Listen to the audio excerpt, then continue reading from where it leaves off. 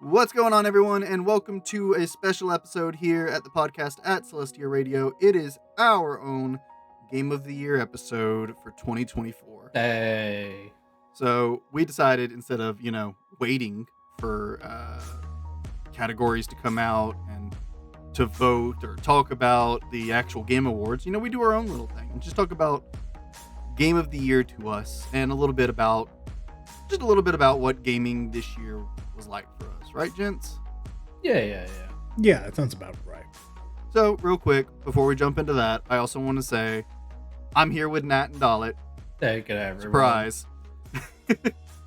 Hi. I was almost forgotten. We were almost forgotten, Dollet. It would have been really awkward. Hey, it's true. That's what are you gonna do? Been a short cast. Yeah, How you want? Like this was like take 3 or anything. Sorry. Just joking. I would not be here without my lovely co-hosts. I love them both so much, and I'm so thankful for joining me on what is about to be a year at this point. But yeah. So Very soon.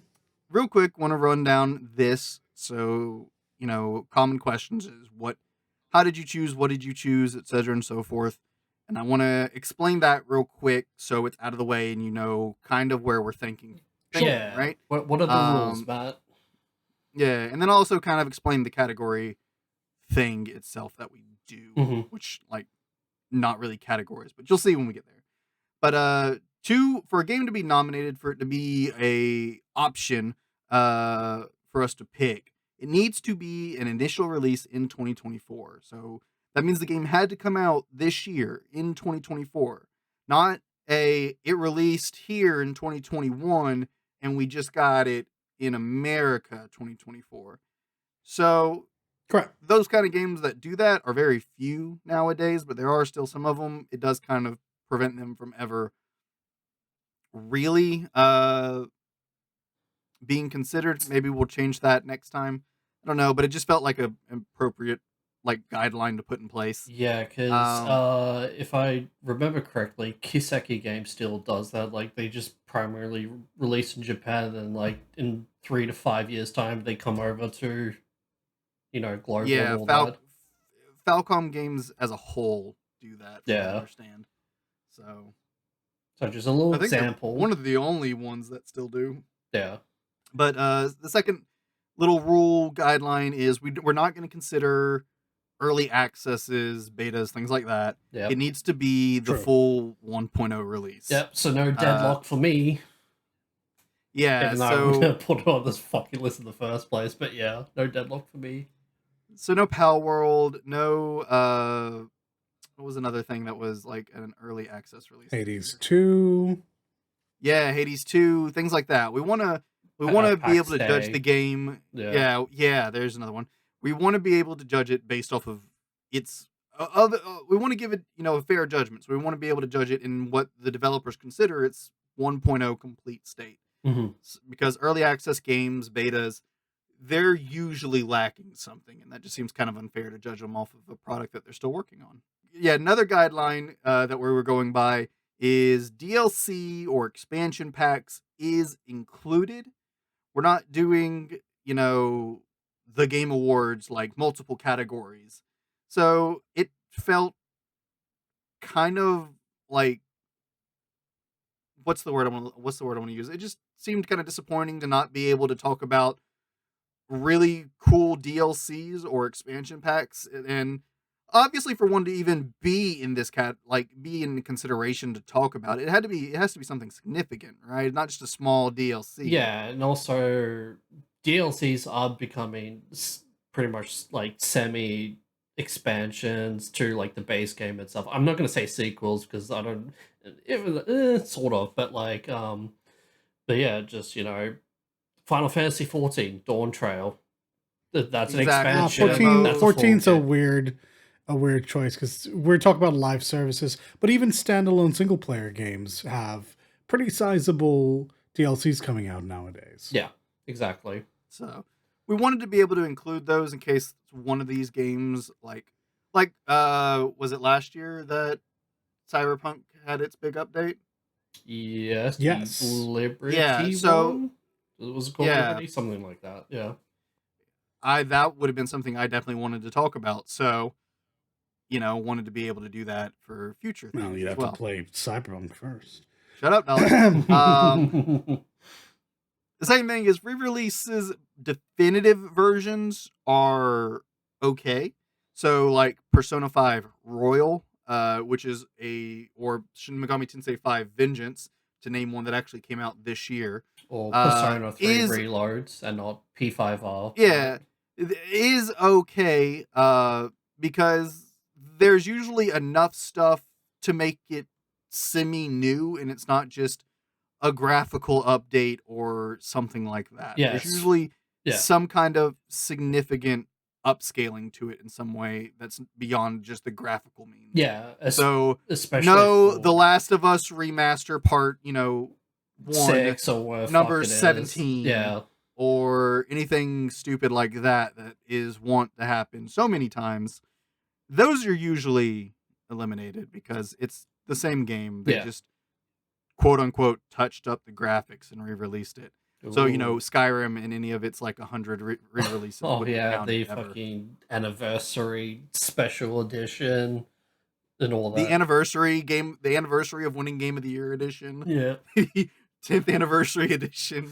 Yeah. It's just exactly. So nothing like that.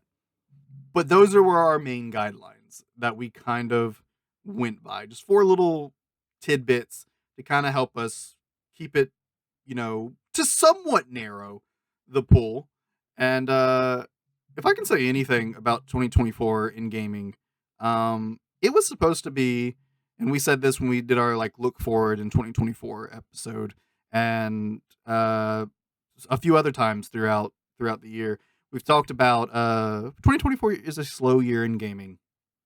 2024 is going to be a slow year in gaming. It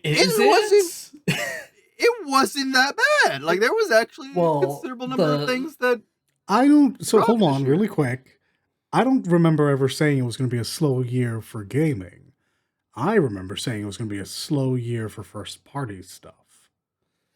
Yeah, because I from way back already had 10 games I knew I was playing this year.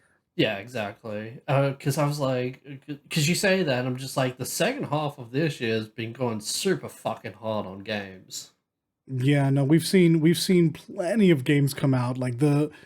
Everyone thought way back in February we had our game of the year done and sorted. Yeah, and that seems to have shifted the conversation once in the middle of the year and now once here at the end. Bro, so Capcom, it's been pretty good. Not Capcom, Sega and Sega had a great year. Bro, they're fucking just solo carrying this year. Fucking Sonic and Shadow Generations and just a bunch of Atlas stuff, all 3 Atlas games. Fucking genuinely, if we had, and we don't, so a bit of spoilers, if we had a nomination for publisher of the year, it would be Sega easy. Yeah. 100% on that one. Yeah, because Atlas is part of Sega, right? I'm not crazy on that. Correct. Yes. Yeah. So Sega just solo carrying this fucking year, insane. It's been a great year for gaming, and Dollet's right. He did say first party. I said it. Everyone pretty much said that. Games in general, but Doll likes to be specific. Yeah, I know I'm not, which is fine. I'm not the only one. I'm not the only one that said games in general, but to give Dollet credit, he did just say first party, and he's right, because there was a lot of killer, awesome things that came out this year. Even if we talk about the things that we're not considering for this, it just makes it even better. Yeah. So true. True. So without further ado, how about we jump into things, gentlemen? No, I'm not ready. So, guys, real quick, starting us off is what we're going to call our honor call section. Because when we decided we were going to do Game of the Year, we were allowed 3 picks. Because there's 3 of us, so 3 picks apiece. Yep. Seems simple, made sense. But maybe there was one game that just really came close to making it in that top 3, and we just really enjoyed the time with it so much, but not to the point that we wanted to consider it a Game of the Year. So I just wanted to give it a shout out and chat about it. That's what our honor call section is. and this is our 2024 honor call. So, starting off with me for the honor call. Now, you guys know me. I'm a Dark Souls player, right?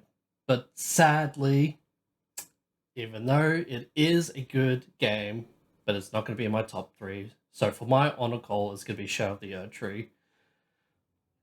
And yeah. Fair enough. Shadow of the Erdtree is a very fair choice. I've been talking a lot about Elden Ring recently with a buddy because he just finally started playing it. And there's Elden Ring is just great, man. It's such a fun Souls-like. It's my second favorite one. It's not my favorite because Bloodborne exists. But it's my second favorite. It's really good. And though Bloodborne might be my favorite of the Souls-likes, I think I enjoy playing Elden Ring more and have played Elden Ring more. And Shadow of the Erdtree is just awesome. It adds a lot of fun weapons to an already great selection of weapons. And, oh boy, the bosses. Oh, yeah. See, I haven't had a chance to play it yet, but when that game came out, I heard everyone I know talking about it. It's on my to-do list. I also, like the rest of the world, really fancied Elden Ring. Mm-hmm. I will not be betraying Ronnie. I see all of you turncoats out there finding new people to fawn over. No, we're loyal in this house. But I enjoy it. Elden Ring was probably the most fun I've had since Bloodborne. I think my favorite is still DS1. But Elden Ring last year before? Yeah, year before, I think. Was Wait, was it? Was so good. Yeah. And I do have every intention of picking up Shadow sometime throughout next year if I am ever given a break from the onslaught of video games. Yeah, that's the same boat I'm in. I'm actually going to put time into it if I ever get a break. Yeah, once you get through your Atlas catalog, guys. Hey, I'm doing all right on that front. And now you're going to do a From Software catalog. That's not happening. Yeah, come on. DS1 all the way to Elden Ring Shadow. Come on. You put Demon Souls on PC and I'll do it. There you go. Okay. I'll say it here on the podcast. Yeah, if Demon Souls comes to PC, yeah. I'll do a full FromSoft on and Bloodborne. They both have to be on PC.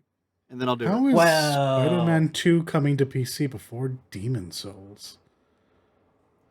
I have no idea. No, man. I don't know if it's a Sony thing. I don't think it's a Blue Point thing because they just did the remake. It doesn't matter. Sony is executive on this. Yeah, Sony is all just the rights. It's why we don't have a Bloodborne remake yet. Or everyone keeps looking at From Software. This is a Sony thing. Yeah. So. Yeah, exactly. We've had enough episodes yelling at Sony. We don't need to do it here too. They don't get to take away from our game of the year. Watch me. Sony. Okay, fair enough. Okay. Screw you, Before Sony. We That's all you get. Matt, what is your choice? So yeah, going on, I'll go next. My honor call for this year of 2024 was V Rising. I got into this at the was it their early access release last year, and really enjoyed it. It was a lot of fun. Got to play on a server with some friends. Got to play just a co-op game with a friend, 2 different co-op games with friends. All during that early access period. Played it a few times during their updates. And then this year their 1.0 came out. And I was going to say, sadly, I didn't get a whole lot of time to play it in its 1.0 launch. But before recording this episode, I had actually gotten a chance to play through with a friend on a co-op game with the 1.0. And oh man, the 1.0 is so good. They've made so many very, very good changes. Yeah. It's a lot of fun.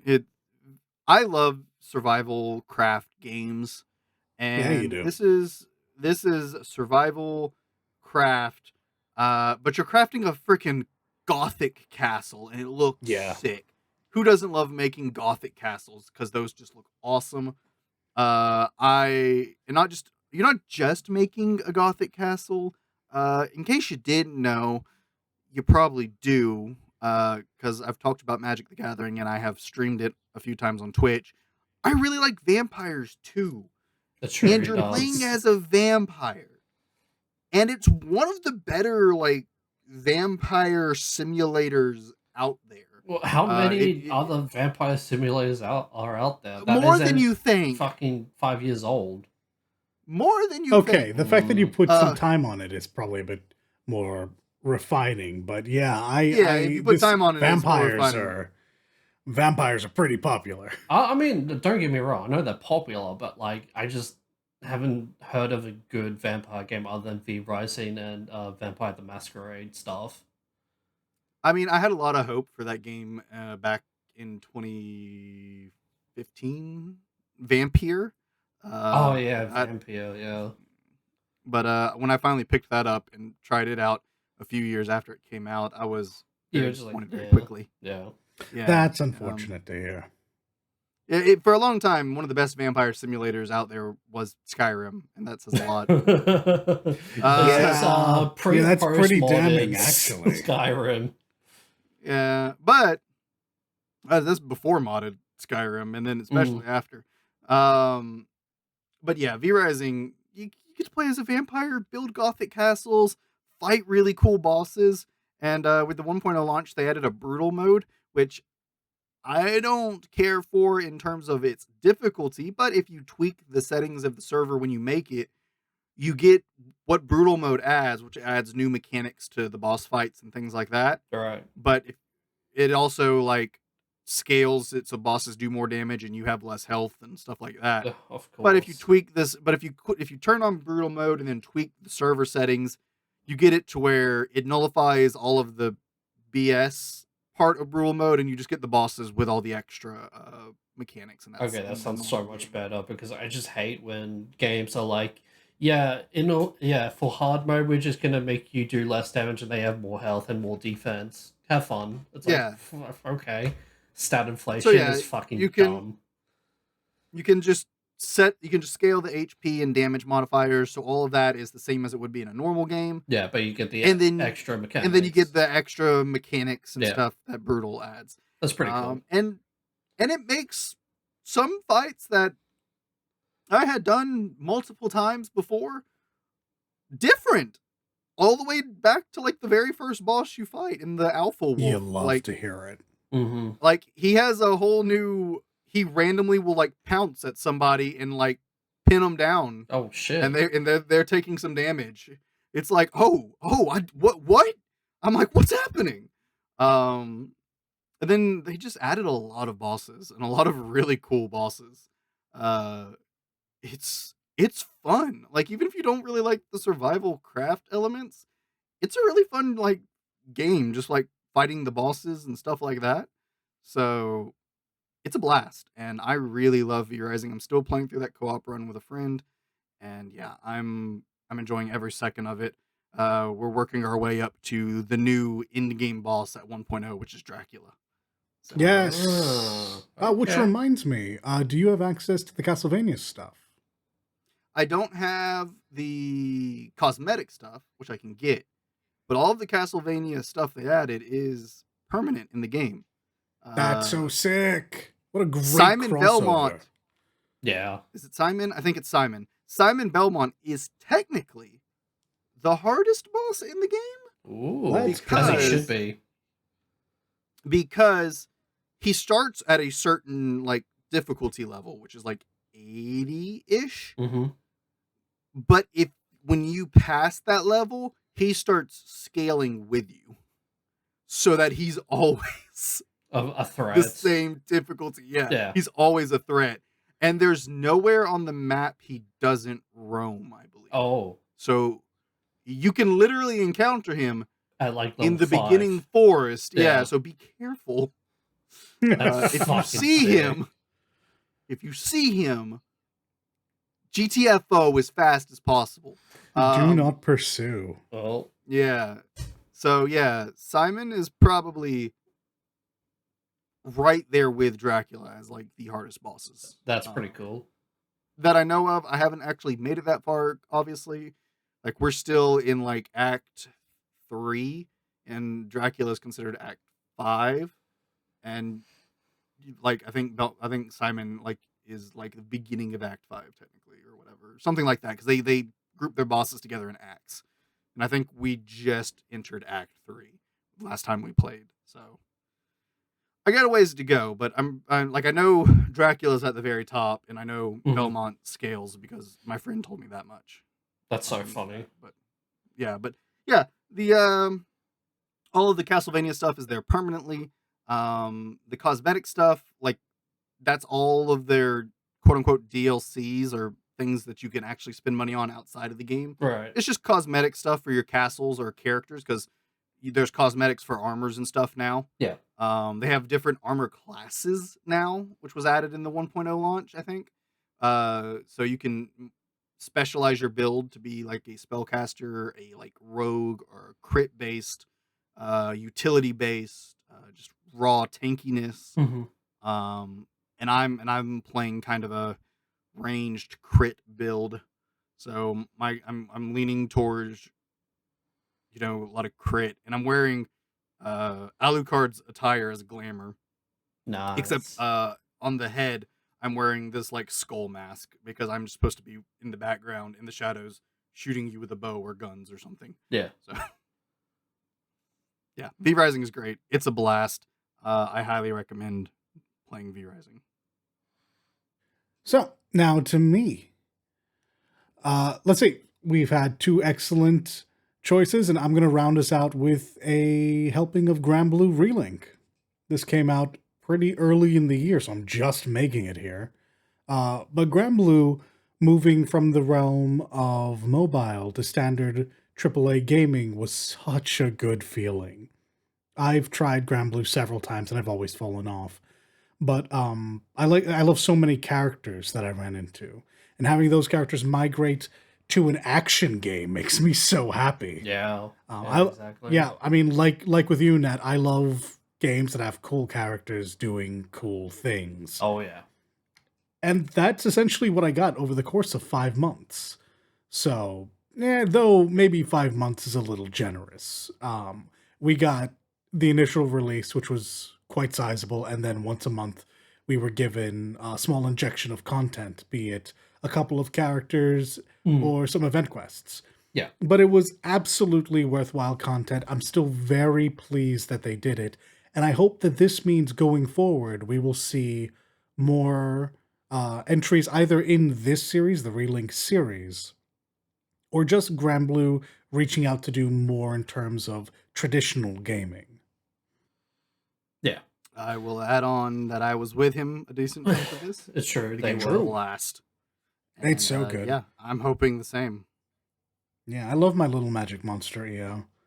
Didn't know that going into this game. She was not on the list of things, but man, really good. I don't know about you, Matthew, but I'm certainly hoping that we continue kind of in this vein. I don't mind the idea that they have for the Relink game. I'd like to see more themed games like this. Like, obviously, we chose to follow the Grand Cypher crew because first game you follow the main characters. I'm hoping for a Dragon Knight game. I'm hoping for a Syndicate game. Syndicate? No, Society. I want to see all of these groups like headline games, and also allowing them to put in characters that otherwise, aren't involved. Just same as this game. That would be great. I like this. I would be down for more games, maybe not necessarily Relink 1-for-1, but yeah, games like this. Like, just more games in the Granblue universe, using these characters, this huge list of characters they've built. So many fun stories that they could tell, so many, fun characters to explore and play with. I was completely content with Relink just going forward, getting more fights added to it, more characters added to it. But yeah, they only did it like twice. And that's it. But I mean, those 2 times were very enjoyable, very meaningful, though. True. I didn't really do much with the second one. I unlocked Sandalphon and never actually played with him or anything. Yeah, it's kind of the downside to the way that they put out the follow-up content. The content itself was minuscule, because all this game just kind of became like Monster Hunter. You have new characters, so now you have to grind out all their weapons and their abilities. So you did that, but because there was no story additions to the game, it was hard to keep the same content over and over again.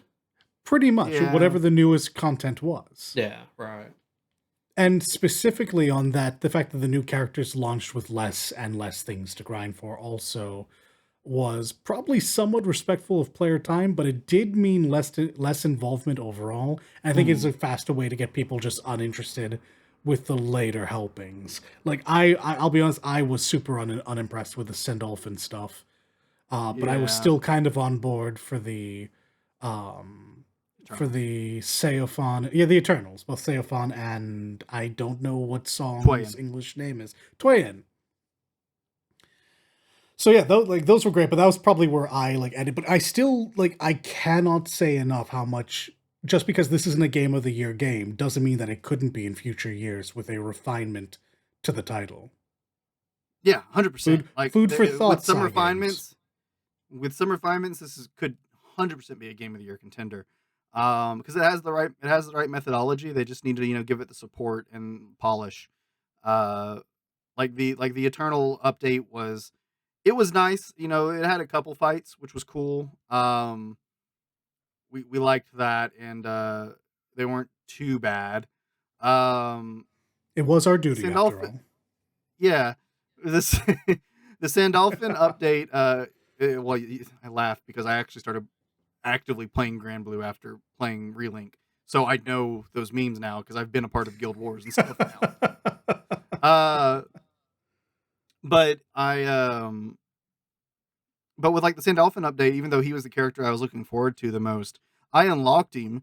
But the way they only added one fight, which was a fight they had already added, they just added a harder version of it, and you had to do that one fight they already had to even unlock him. And I was just like, I don't feel like grinding this fight over and over, so I just paid the $5 to auto unlock him. So I was just like, nah, I just don't want to do it. So I paid the $5, auto unlocked him, and then I was just like, yeah, now I don't really have anything to do. Yeah, this was the part where I said they were respectful of our time, but also paying to skip content. Yeah, content. And not to say to take away from the game or anything, it was, like I said, a great game, so much fun. I easily sunk, I think, almost 200 hours into the game, minimal. And bro, you went fucking hard on it. I did, yeah. And to add, the Monster Hunter methodology has never been a big thing for me. We've mentioned this many times on the cast. Monster Hunter's never been a big thing for me personally. I was all in with this game, and it made me open my eyes to the methodology of Monster Hunter a bit more. So I was like, oh, doing it this way with cool characters doing cool stuff. Yeah, I'm about that. I can do that. We got him. Yeah. We got him. And it made me more open-minded. And it made me more open-minded. So when we saw things about Wilds later in that year, I was actually like, all right, maybe I should give Wilds a go when it comes out. But again, we'll see. But yes, Relink, awesome honor choice. Most excellent. And now you would think, all right, now they're going to talk about their Game of the Years. Well, no. You see, we're gamers. And you know what that means? We don't play video games. We don't just play new games. Okay, Nat just watches them on YouTube. We don't play games that just came out this year. We replay games or play games that we meant to play the previous year or something like that. Yeah, all that to the backlog never gets smaller. Yeah, the backlog never gets smaller. Backlog episode with Retro Backlog season 2. Okay. So this next category is our 2024 throwback game. What game that didn't fit the criteria of our Game of the Year nominations choices, but we really enjoyed or had a significant impact on what we played that year or did that year. You get the idea, right? So right. I'll start us off because 2024, when I think back to 2024, it probably won't be my honor call or any of my Game of the Years that I immediately think of. It's going to be this game because my throwback game for 2024 was Hollow Knight. I finally, what a great game. Finally, after owning this game for 3 years, 2 years, 3 years, owning it for a while, I finally decided to play it. Have you played And Silksong yet? It's not out. You can join us in the perpetual waiting room. Yeah. Yeah, I'm in the perpetual waiting room with everybody else now. But yeah, man, what is there not to say about this game that I know like 100 other people haven't said before? This game is just amazing. It is so much fun. It's like the art style, the way it does everything is gorgeous. It's beautiful. It tells so much story in and of itself. The just minuscule things that you can come across just in the background and the way things interact, the reading of descriptions of things and just the like journal entries, the character interactions, as few as they are. This game is, quite frankly, one of the few games I would ever look at and be like, this is almost practically a masterpiece. I'd be willing to say, yeah, this is like a masterpiece. This game is amazing. I love it. I started playing this game and it was all I could think about for a little while. Yeah, you also went hard on this fucking game as well. Yeah, when I wasn't playing Hollow Knight, I was watching people do ridiculous stuff that I could never do, and then researching where the heck do I go next, because I got lost a lot. Well, if it's such a masterpiece, then surely you guys don't need Silksong, right? You don't want to taint it or anything. Look, usually sequels aren't as good as the original, but I'm gonna hold out hope. Okay, so I would very much like Silksong. It was supposed to come out 2024. That was their thing they were standing by. There's not enough time in 2024 left unless you want to release it on December 31st, and that's cheating. Yeah. Now that and doing yourself a disservice. I'm kind of interested, right? Because I have not played this game yet, but since you've played, I was gonna say Silksong. Since you played Hollow Knight, I wonder what your thoughts would be on Ender Lily's Quietus of the Nights. So that's on my Steam wish list, if you remember. Mm-hmm. So I want to try it. Hollow Knight is an indie game, right? That's fair. That's true, right? I'm not lying when I say that. Possibly. I want a confirmation from both of you. Oh, I want to know if I'm. Call it. Yeah, that's fine. That's fine.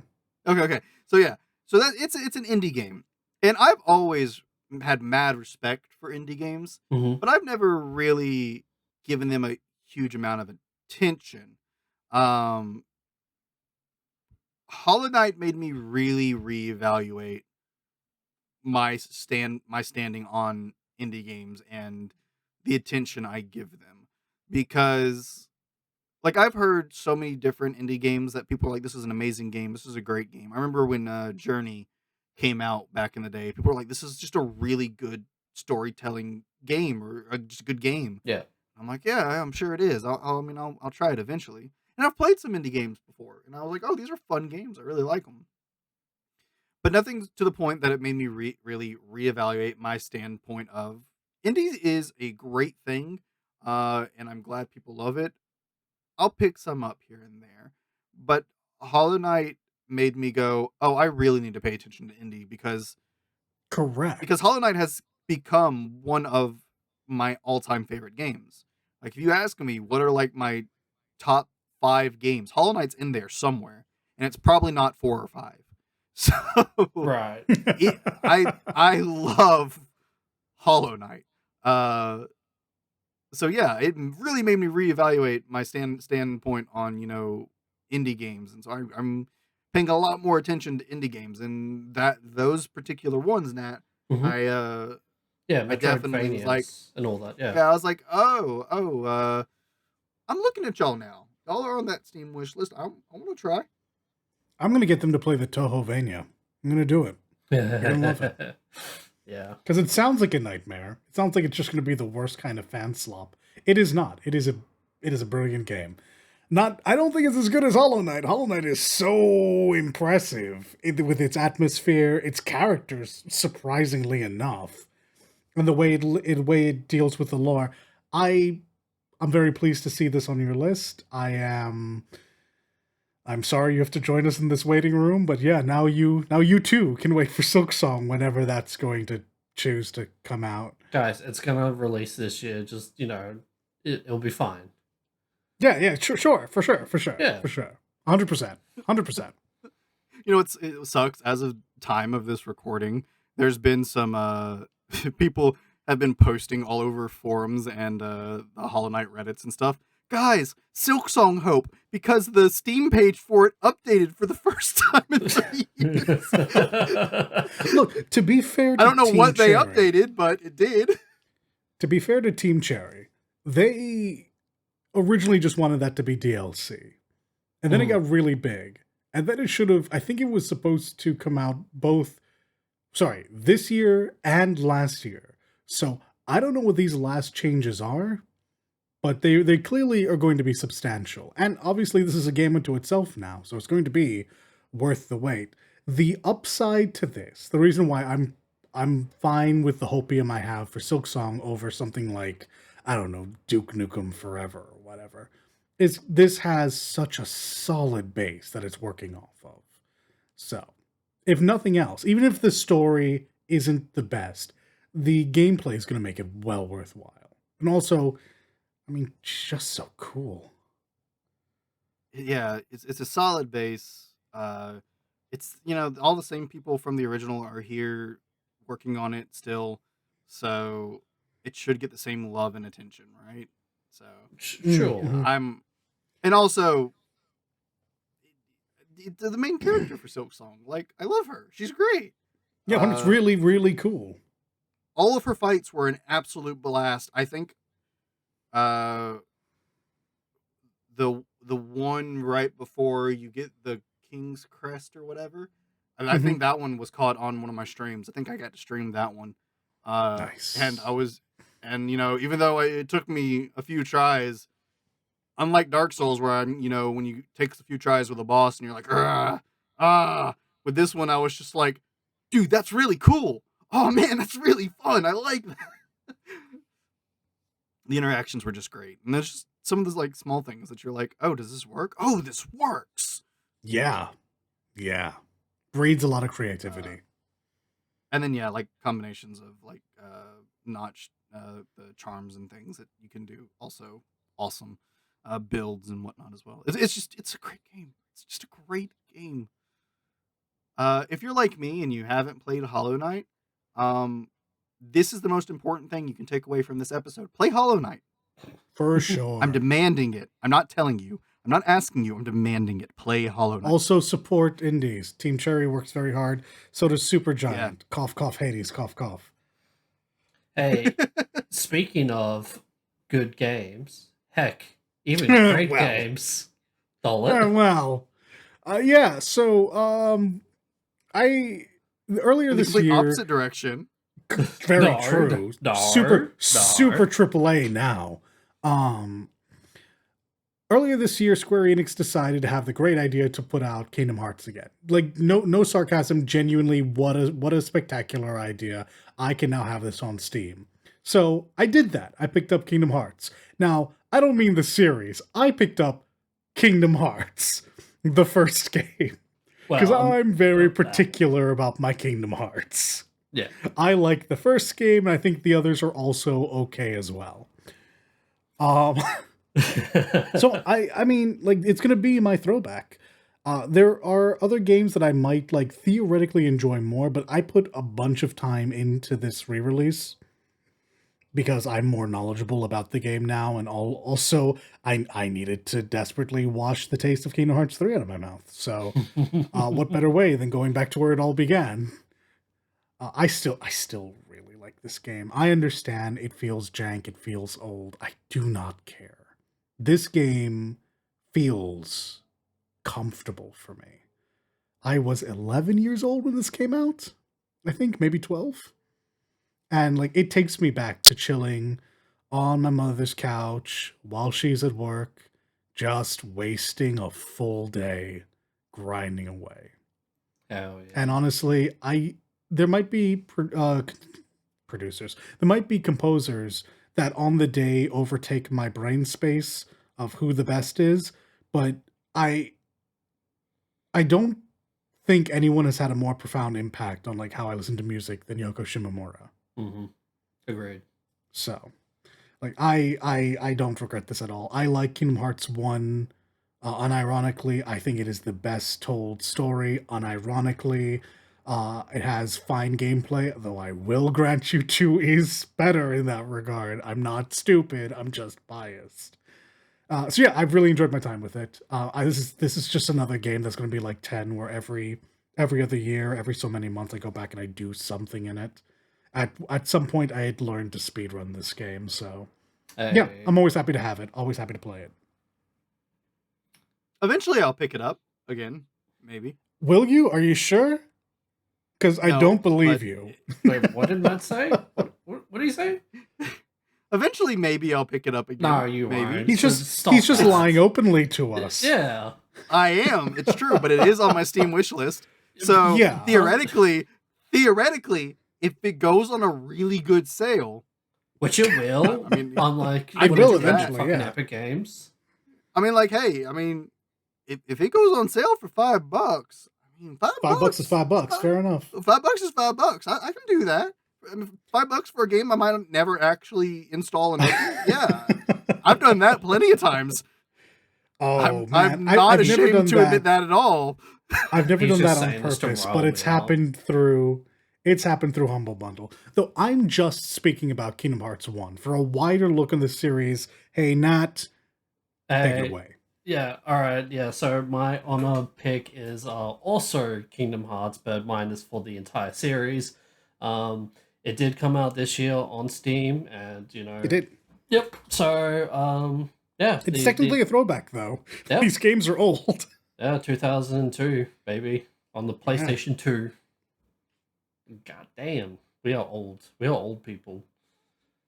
But yeah, so thankfully, because it is on Steam, and I mean, it is still technically on Epic Game Store, but unlike Epic Game Store, Kingdom Hearts will be on sale occasionally, thankfully. So yeah, go pick it up. Great games, in my opinion. Absolutely a good time. Especially 1 and 2. Good games. Yeah, I mean, if anything, if 1 and 2 goes on the sale, I would agree to pick those up. 100%. Yeah. Especially if you haven't played them. Yeah, that's it. Good. I'm glad that's it. No, don't say it like that. Hey, I did say that I wasn't going to get too in depth with it. I was just going to say it's there and it will go on sale on Steam. If you want to, pick it up. They're great games. I'm just hoping next year, Nat actually plays something outside of Kingdom Hearts. It's a throwback, so he can put, he doesn't put Kingdom Hearts every year. See, you say that, I promise you, he's going to play the whole series again. My fucking Final Fantasy marathons, all right? Sorry. I promise you, he's going to play the whole thing again. Yeah, I will next year. And you can enjoy it. You can enjoy 1, you can enjoy 2, and then I'll finish playing those 2, and you'll be like, all right, I'm out. I know how you work, Matt. It's true. Yeah. That's what I do. Though, to be fair, I still leave you open. I just put you in a tab far away. Yeah.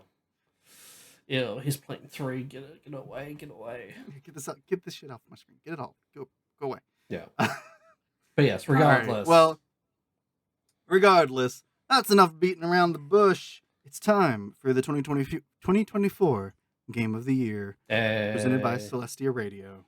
Dun, dun, dun. Hey, yeah. It's happening, guys.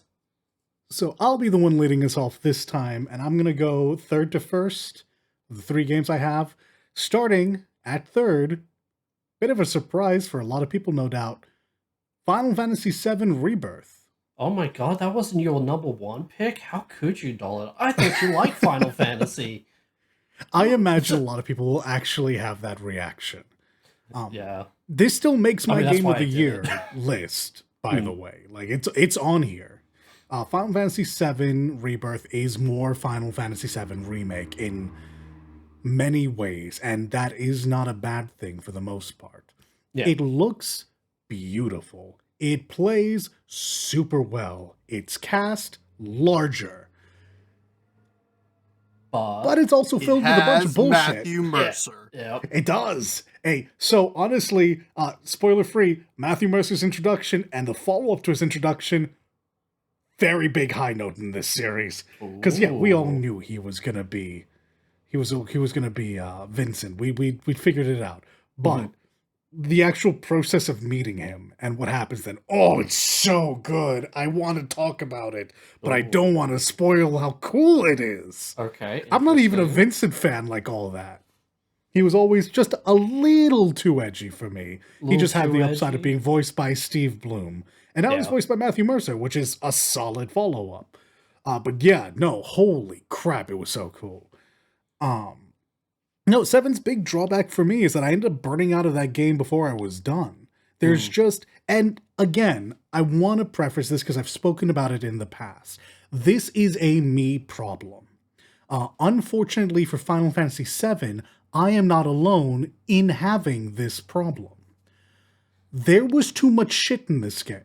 Yeah, too many side shit in this game. There was just a lot of extraneous nonsense. Not that it wasn't there in the original game, but this was their chance to pare that down and just like truly make it optional and just get it away from me. But no, instead, you play they Queen's Blade or whatever the fuck it's called. They added a card game. Fishing and card games make me crazy. Yeah, we know, Mr. Hey, Final on the Fantasy plus side, 8 fan. on the plus side, hey Cody, if you ever listen to my podcast, there's a card game in Final Fantasy VII now. You should be over there. There is. And worse yet, it's pretty good. No, don't say that. Don't say no, that. Queen's Blood is genuinely probably the best card game that Square's made, because Triple Triad and Tetramaster aren't really card games. I don't really care how people defend that. I'm the 8 guy. I understand that cards are how I get stronger in 8. That doesn't make Triple Triad good. Yeah, I'm the Final Fantasy 8 guy. I know that Triple Triads is how you get fucking Ultimate Weapon in Disc 1. That is how you get Lionheart Disc 1. Exactly. I'm a Final Fantasy 14 guy. I know Triple Triad is entertaining. At least it's actually Triple Triad's when you're waiting on a DPS queue. But yeah, Queen's Blood is serviceable. I would even go so far as to say it is actually good. It's easily the best card game that Square has in one of its titles. Right. But I hated having to do it. Yep. I don't actually like card games. I didn't love how every part of every quest did end with a mini game. I enjoy the nod to Fort Condor. I hated having to do it. I didn't mind them in the Gold Saucer. That's where they belong. Yeah, exactly. I recognize that if I complain about that, I just have issues. Yeah, it's really just everywhere else. And it's a shame because I like so much about this game. It's not my favorite gameplay, but the gameplay that is given to me is understood.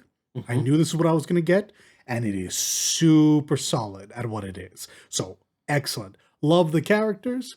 I was hoping that maybe we would shake up the story a little bit more than we did. Though, honestly, by the end of it, there was a lot of shaking happening, so fair enough. And, of course, the music's absolutely beautiful. This is easily one of the best games of the year. Possibly the second. I might have put this out of order just because recency bias does play in. This did launch very early in the year, and I've had a lot of time to dwell on how I feel about it, which is not so true of games 2 and 1. I will say that you aren't the only one who talked about the obnoxious number of mini games. And as somebody who hasn't played Rebirth yet, it makes me very scared to play Rebirth because I don't like mini games. I'm fine with mini games if they are completely optional, but that's the only time. So, yeah. Not every minigame is optional. Many of them are. However, in the heat of playing a video game, they won't feel optional. They absolutely will be. You will be able to walk away and do something else. but you'll feel like, but I do want that. I'm gonna get it, and it'll be behind several minigames. Right. So, just I get it. Again, I know why they're there. I know that many of them are in the original. I just think this was some fat that could have been cut, and it wasn't. And I feel really good about other people having this issue, because I really did feel crazy for a little while, thinking, man, am I just being hypercritical? I Platinumed 7 Remake. Am I just being hypocritical? What's happening right here?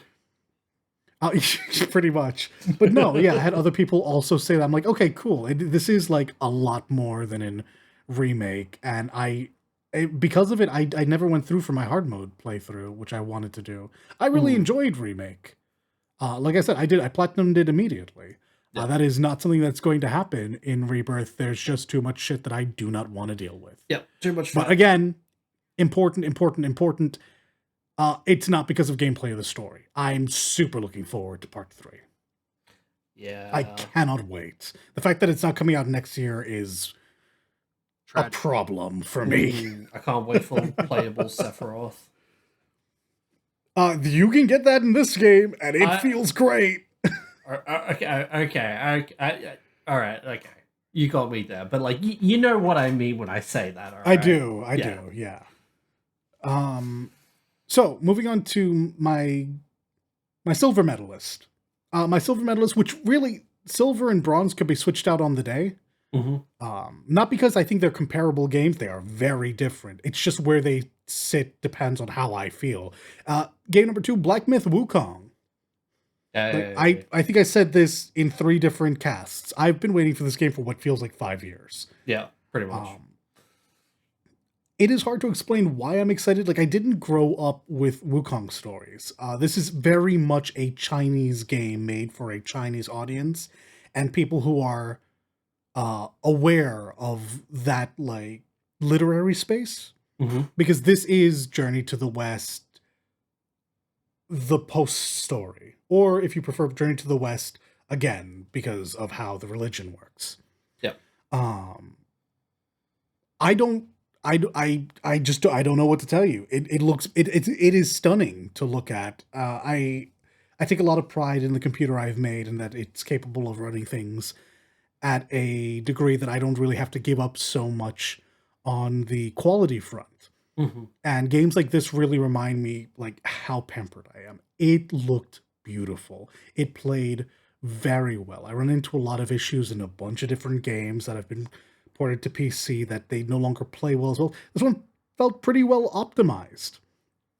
And it's an action game.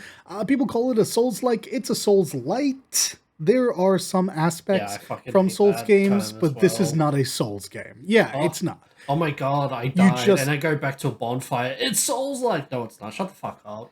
You're just going back to a checkpoint. I guess people have kind of forgotten what that system actually is. That's just you going back to the last place you saved in any other game. Yeah. It's just action adventure stuff.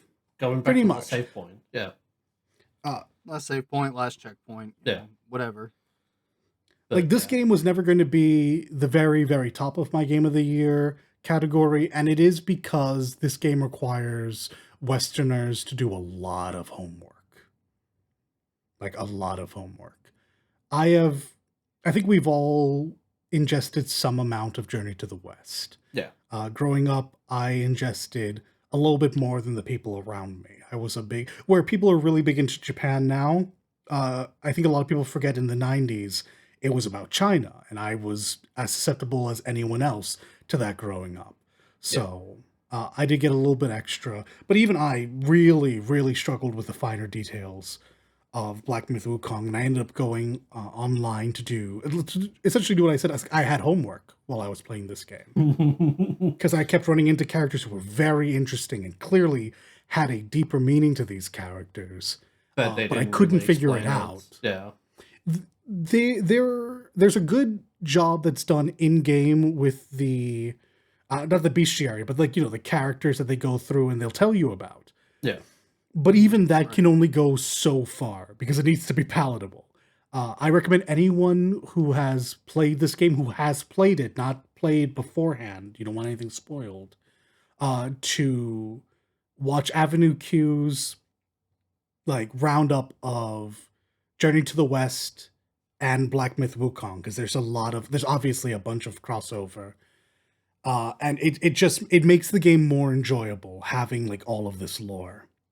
But even the game itself it was amazing gameplay. I super enjoyed the boss encounters. They didn't feel that punishing. I think this game is on the whole a bit easier than a traditional Souls game, since that's the bar by which we measure difficulty now. I think this game was simpler, though there's no block, so get good at dodging or parrying. Yeah, no, fuck blocking. Both my nephews played it, and they really, really enjoyed it. It's super enjoyable. I watched both of them play a decent bit of it, and yeah, it looks incredible. They had nothing but great things to say about it, and neither of them went and did the homework afterwards and still enjoyed it, so... Yeah. No, I think that's just my brain rot. I personally needed to know more. I don't think that the game leaves out so much that you as a player needs to. I would be in the same bubble as you. I'd be like, oh, I needed to know. But yeah, exactly. For your average person, no, you wouldn't have to worry about that. Yeah. But yeah, no, the characters you travel alongside are great. The characters you battle against are great, and the bosses are characters which, if you're familiar with Journey to the West, these are the characters you'll probably know. But yeah, no, like it was a wonder. I even like the way you can build your monkey to be slightly different. Like there's not actually a whole lot of variance, regardless of what anyone says. Like there's this pretty straightforward, and when you complete the game, you're going to play it immediately again, and you just get stronger and stronger in subsequent playthroughs. You feel more and more like Wukong, and that is a joy, to be honest. That is your journey to the West. Wink. Yeah. I mean, kind of, actually. Yeah. You're more right than you know. Yeah, meta with I struggle to put a lot of this into words to explain why I would think on a day that this game would be better than Final Fantasy. It is hard for me to explain that because I have so many nice things to say about Final Fantasy because it's just widely understood, and moreover, it's a remake, so it's easier to explain the high points, because no spoilers. Yep. But just know that if you play Black Myth Wukong and you like action games, there's so much to like about this. Yeah, and exactly right. Unlike Souls games, I think the narrative is just told in a more direct way, so you're not having to uncover every little tidbit to actually get the story. Yeah, you don't have to go to fucking the wiki and be like, what does this mean? Yeah, true. But you probably will, because you're probably like me and have brainworms. Yeah. So 2 down, 1 to go. My de facto game of the year, number 1, if you've been paying attention, you already know the answer, is Metaphor ReFantazio. What is that? You just said words to me. I did. It's great is what it is. Holy shit, Atlas, you finally did it. You made a Persona game I want to play. Hey, let's go. I've been pretty hard on Atlas for a while because I really like the SMT side of things, and I really like conceptually the Persona side of things, but it's always really difficult for me to get through. Yeah. Like, rare are the days that I can say an Atlas game is RPG of the year for me, but Metaphor ReFantazio takes every advancement that the Persona and SMT games have made in recent years, and it makes it much more palatable for a wider audience, myself included. And like I said, I like the SMT games. Hey, let's go. It's important to say that it's not just that they made them easier. This still uses the press turn system. You can be deleted in a bad turn. Oh, thank fuck. Oh, yeah, like you can just wander into the wrong thing with the wrong attributes, and you'll just disappear. Yeah, you get nocturned. Yeah, but yeah, actually, yeah.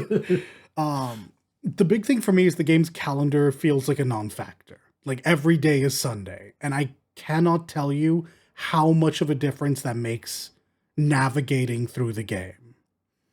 Having the afternoon and the early evening to spend as you wish, I mean, if you're not in a dungeon, is huge. Like, the hamstring of high school is gone, and that immediately makes it more engaging for me as an adult. Though, while it's a pity that the romance aspect has been removed, especially with these girls as well, these Hulkenberg, women. and Fabienne. The one time Fabienne. they talk out fucking romance, it has to be with these girls. That said, Atlas, you are cruel. It's important to know that the bond system is still in there, and whilst it's not romantic, the character work is more than enough to keep everyone nice and fleshed out. And frankly, they didn't take romance out. What they did was make you, the player, a romance option by other characters. That's getting into spoiler territories that I will not talk about, but Matthew gets me. Matthew knows. Did he marry a peasant girl or something? No. You'll see. You'll see if ever you choose to play this game. Well, I plan on to eventually one of these days. Hey, maybe Metaphor will be my fucking throwback. I recommend it wholeheartedly. I recommend it, yeah. All these changes alone would make it the best Atlas game in a very long time for me. But what really puts it over games like 7 and Black Myth Wukong is the storytelling. And it's not that either of those games have a bad story. Like, I could gloat about both of those games' story forever because they're so fucking cool. Yeah. But it's just, apparently what I needed this year was kind of like an over-the-top fantasy story. And that's what this game gave me. An over-the-top high fantasy story? High fantasy. Yeah. Oh, yeah. Yeah. Moreover, it being new does factor into like the surprises that were able to come. Because 7, for all of the big swings that it takes, I knew the broad strokes. And it's still same 7. with Black Myth Wukong. Like, these are based on stories we've heard. Technically, so is this game. Oh wait, no spoilers. But you'd have to have read Thomas More's Utopia. No, Thomas More's Utopia, which I haven't. Yeah. Like, if you read Thomas More's Utopia, you know what's happening in this game.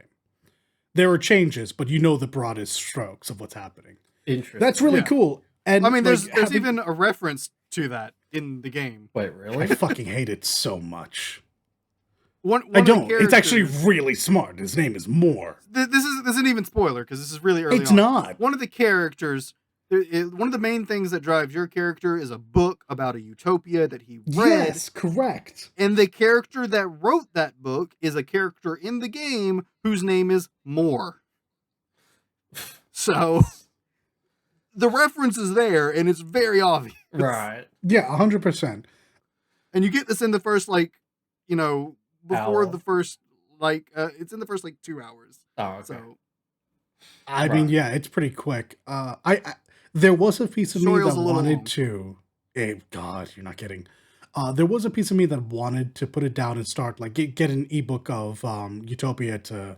It's not an ebook, an audiobook to listen through. But I didn't do that, and I'm kind of happy. Because, after playing this game, it's going to give me new eyes on that book when I finally get through to it. Oh boy. But I don't actually really want to monopolize my time on this one. So, Nat, you're up. Yep, so doing the same as Dollett's order, so third to first. Yep. Estelle Blade. I mean, it's essentially Lightning Returns. You dress up Eve and you kill shit while looking hot. Boobs and swords, I mean, baby. this is true. Yeah. This is true. Yeah, Estelle Blade's great.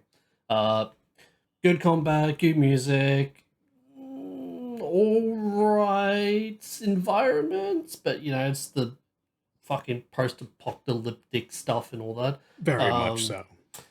It's getting a near collab. Yeah, and very soon. You mentioned that. That is my fourth point. It is just near Automata with different strokes, different brushes. But yeah. I have an unfair question to ask of you. Oh God. I did not play Stellar Blade. I played the demo. Is this game as smart as Nier? What do you mean by smart? Because I don't know what you're referring to. So, yeah, Nier deals a lot with like. Oh, you mean like the actual story, right? All the themes like of the story and the characters and the theme. Exactly. The themes. I'd say so. I mean, it's pretty much on the nose with the whole, Adam and Eve sort of thing. So was Nier. Like I said, it's smart. I didn't say that it was subtle. Yeah, yeah. I would say it's probably underneath Nier Automata, but it's very similar. Yeah, that it's similar is pretty cool though. Yeah, it makes it more than just a pretty action game. Yeah. No, Celebrate is great. Cool. Second pick, we're Black Myth WordCon. Pretty much just gonna echo fucking what Dolan said. Good combat, good atmosphere, good music, all that shit. Genuinely, yeah, it's just a good game. If you like action combat and you don't want a Souls like and you want a Souls light, as Dole says, or again just action combat, Black Myth WordCon is your go-to game. Mm-hmm. And do you guys know what my first pick is? Because you have the list. You want to take a guess as to what it is? I have no idea. I'm waiting for you to say something about it because I didn't look it up. I saw you put it on here. I didn't look it up. I'm just like, you know what? I want to be surprised here. When I was looking at it, I was like, is this a Shin Megami Tensei game? What is this? So, my first pick is True Goddess Metempsychosis. For the weebs, it's also known as Shin Megami Tensei 5 Vengeance. I hate you so fucking much. So I didn't put 5 and Vengeances because it would give it away too much, but yeah, so God damn it. So just a little bit of backstory. Shin Megami Tensei in English translation is pretty much True Goddess Rebirth, true rebirth of a goddess. It's got a bunch of English translations to it, but the words true and goddess are in there, correct? I hate this so much. But for Atlas, they specifically use the words metempsychosis. So that's why I put it in there instead of just having a true goddess rebirth or rebirth of a true goddess and all that, right? But yeah, so my number one pick is Shin Megami Tensei 5 Vengeance. Oh, I thought it was Shin Megami Tensei. It's because it was. But yeah, so the literal translation is True Goddess Metempsychosis. But no one fucking says that. People just say SMT because, You know what?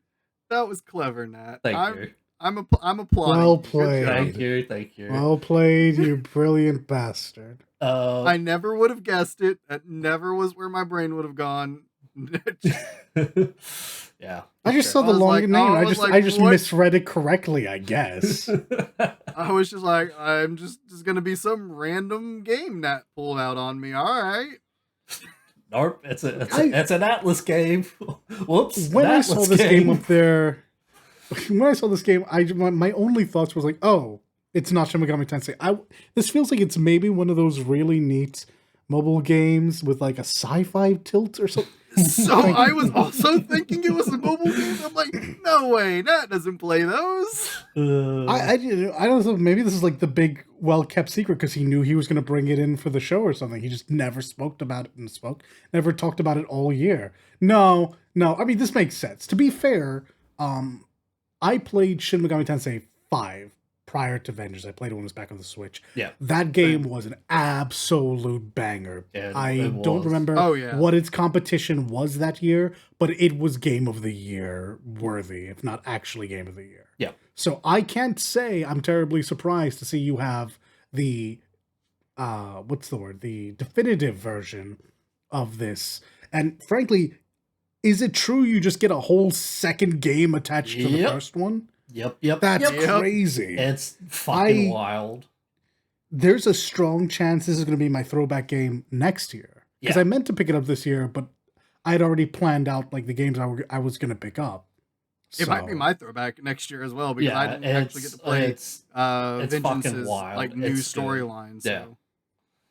So Oh man. Like Zach, give us a bit of backstory. So just like obviously I'm not gonna go into spoilers, but when you start off the game gives you two options.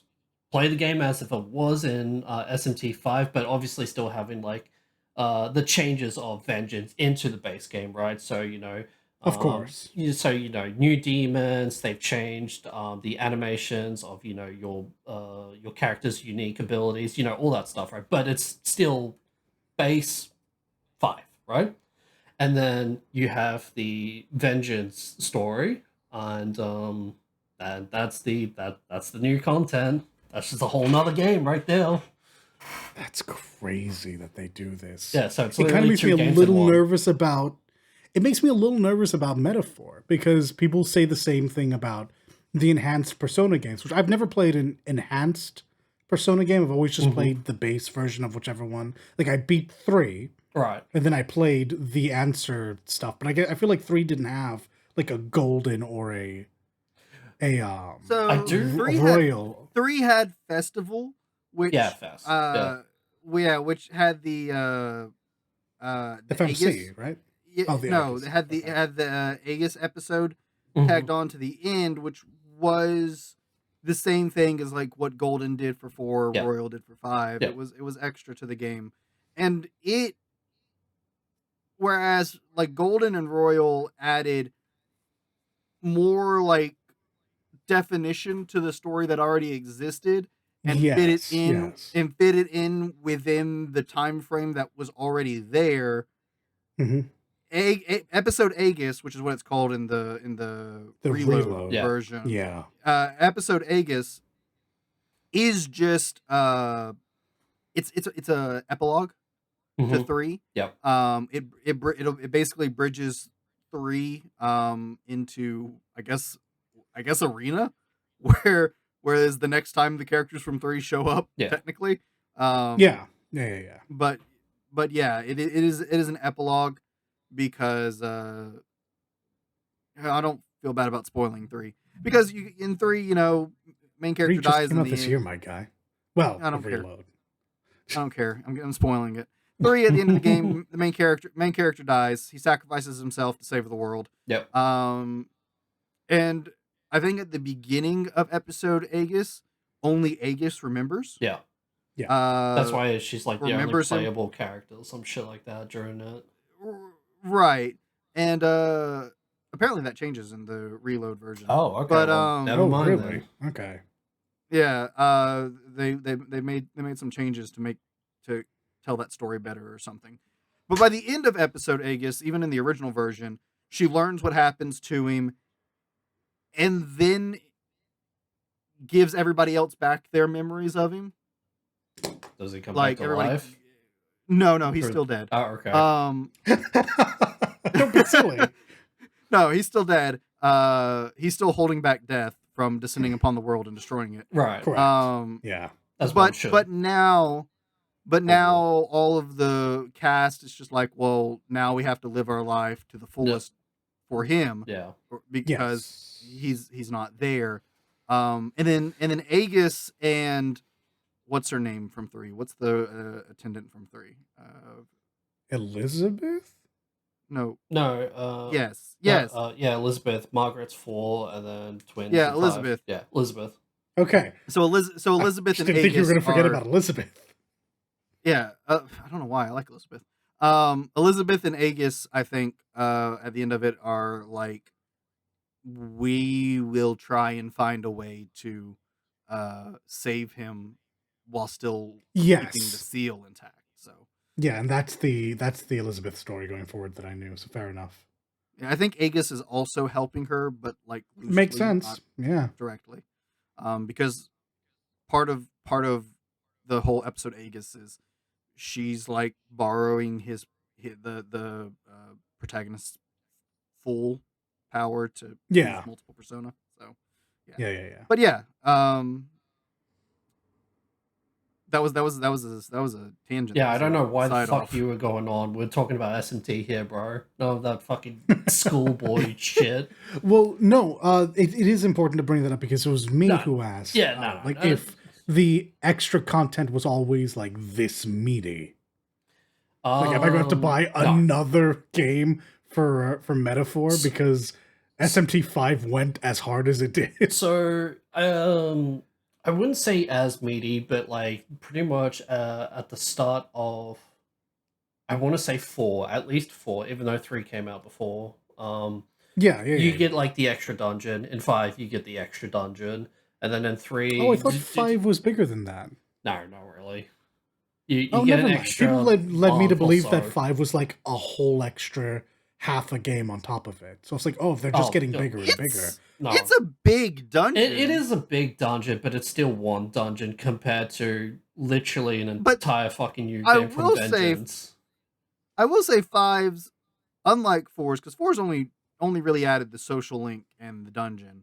5 added a couple social links, the dungeon, and some other gameplay mechanics in that, and also better interweaving like into the base story and all that.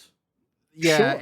and a whole new like area of the city to explore during your non-Phantom Thief hours. Yeah, but like that's just base game stuff. That's not like post game or just an outright new game sort of thing. So I wouldn't say it's, to be fair, like meaty, but like it's there. Like you can definitely tell the difference if you play the two side by side. But I don't recommend playing 2 fucking Persona games back to back. Yeah, no, understandable. Yeah, no, understandable. But no, super solid choice. Like I've been interested in this game since it was revealed. It really should have been on my list of games to play this year. The fact that it wasn't, in hindsight, is kind of messy on my part. There were a couple of games I could have let go for a while. No, never mind. No, they're not. I'm looking at my list. I now understand why I didn't make it. It'll definitely be something that I play next year, maybe during the lead up, or maybe during the lead up to Wilds. Yeah. So, I mean, I'm definitely thankful for you reminding me of this. It's got to be. The music's so fucking good. Just oh my god. I love. Like, I probably sound like I don't know anything about SMT with the questions I was just asking, but I love SMT3. I had to skip 4 because it was on the DS. I loved 5. I played Persona 3, beat it. I played Persona 4, didn't beat it. And I started 5, I got the Size Palace, and I burn out of Persona games way too hard. Yeah, I don't blame you. Especially for 5. I will say, it's way too long. Yeah. I will say 3, SMT3, really good game. SMT4, I didn't enjoy it as much as 3. People say it's good. I'm just like, what are you talking about? You're talking about SMT4 and Apocalypse when you say that. Because you're talking about SMT. He was talking about Persona. Oh right. Well, I'm talking about SMT. Oh, I'm talking about. SMT. Wait, you're talking about SMT? Yeah, he said SMT. Then I kind of have to be on that side now. Like SMT3, really loved it. Loved 3. Yeah, 4. Great. I don't know. I'm not saying it's bad, but I think 3 is better. 3 is better. Mm-hmm. It's like I think the number 4 and Atlas. They don't go in on it, man. I thought like I played 4, and like I played 4 back when I was getting into Atlas games, really, like the Shimigami games and all that. And I'm like, this is a fun game, but I'm just like, I think every other Atlas game I've played, I've enjoyed more than I did SMT4. So Atlas can't do 4, like Valve can't do 3. Gotcha. Well, no, at least Atlas puts out 4s. True. Come on now. Let's not get True. They put it out. They might not be bangers, but they exist. Hey man, after replaying 4, I kind of like it. Again, mostly for the voice actors because I know them. Just like, ooh, Final Fantasy voice actors. It is cozy like that. Yeah. But yeah. So yeah, that's my pick. My number one pick, Shin Megami Tensei 5 Vengeance specifically. I'm gonna be mad at you for a while. It is on Steam, so you don't have to play it on Switch. Thank fuck. And yeah, best part about it. Yep. Best part about it, honestly. But easy, yeah, bravo! You tricked me. You got me. Thank you. I'm impressed. Thank you. Again, 5 and Vengeance would have given it away. So it would have. Yes, this is true. Yeah. But awesome pick, also. Thank you. Yeah, 100%. 100%. Like Nollet, I wanted to play this game this year. To be fair, two of the games on my list. You couldn't because you were you were just so in depth with them. Like you were literally losing sleep over it, Matt. I mean, yes, but 2 of the 3 games on my list, of my top 3, I didn't think I was going to get. Like, oh yeah, true. Yeah. And then I ended up getting them. So yeah, I never had much of a chance. It's been a wild year for me, I'll say the least. So, so yeah, I didn't get to it this year, but I definitely will be. So yeah, what's your 3 picks? Which means it's my turn to list my 3. So number 3, 3-1 or 1? Yeah, I'm gonna 3-1. I'm gonna 3-1 as well. All right. My number 3 is Persona 3 Reload, because I had been asking for this game for a decade. Yeah. And they finally gave it to me. Yeah, we finally got a proper fucking definitive Persona 3 game, so no more fighting over Portable and Fast. It's Portable and Fast, yeah. I mean, I'm still gonna say Fast, but that's just me. I'm a contrarian like that. And it's everything that I wanted. It's so good. It's Persona 3. It's fancy. It's shiny. It looks pretty. Yeah. Atlas knows how to do UI, man. Yeah, they know. Especially those pause menus. 5, 3, and Metaphor. Crap. Just holy shit. Their UI designs. Just their style is so good. Yeah, stylish. But I mean, I've been asking for this game for a decade, right? Like, there's no surprise. This game came out. I was all over it. I absolutely love it. It's a blast.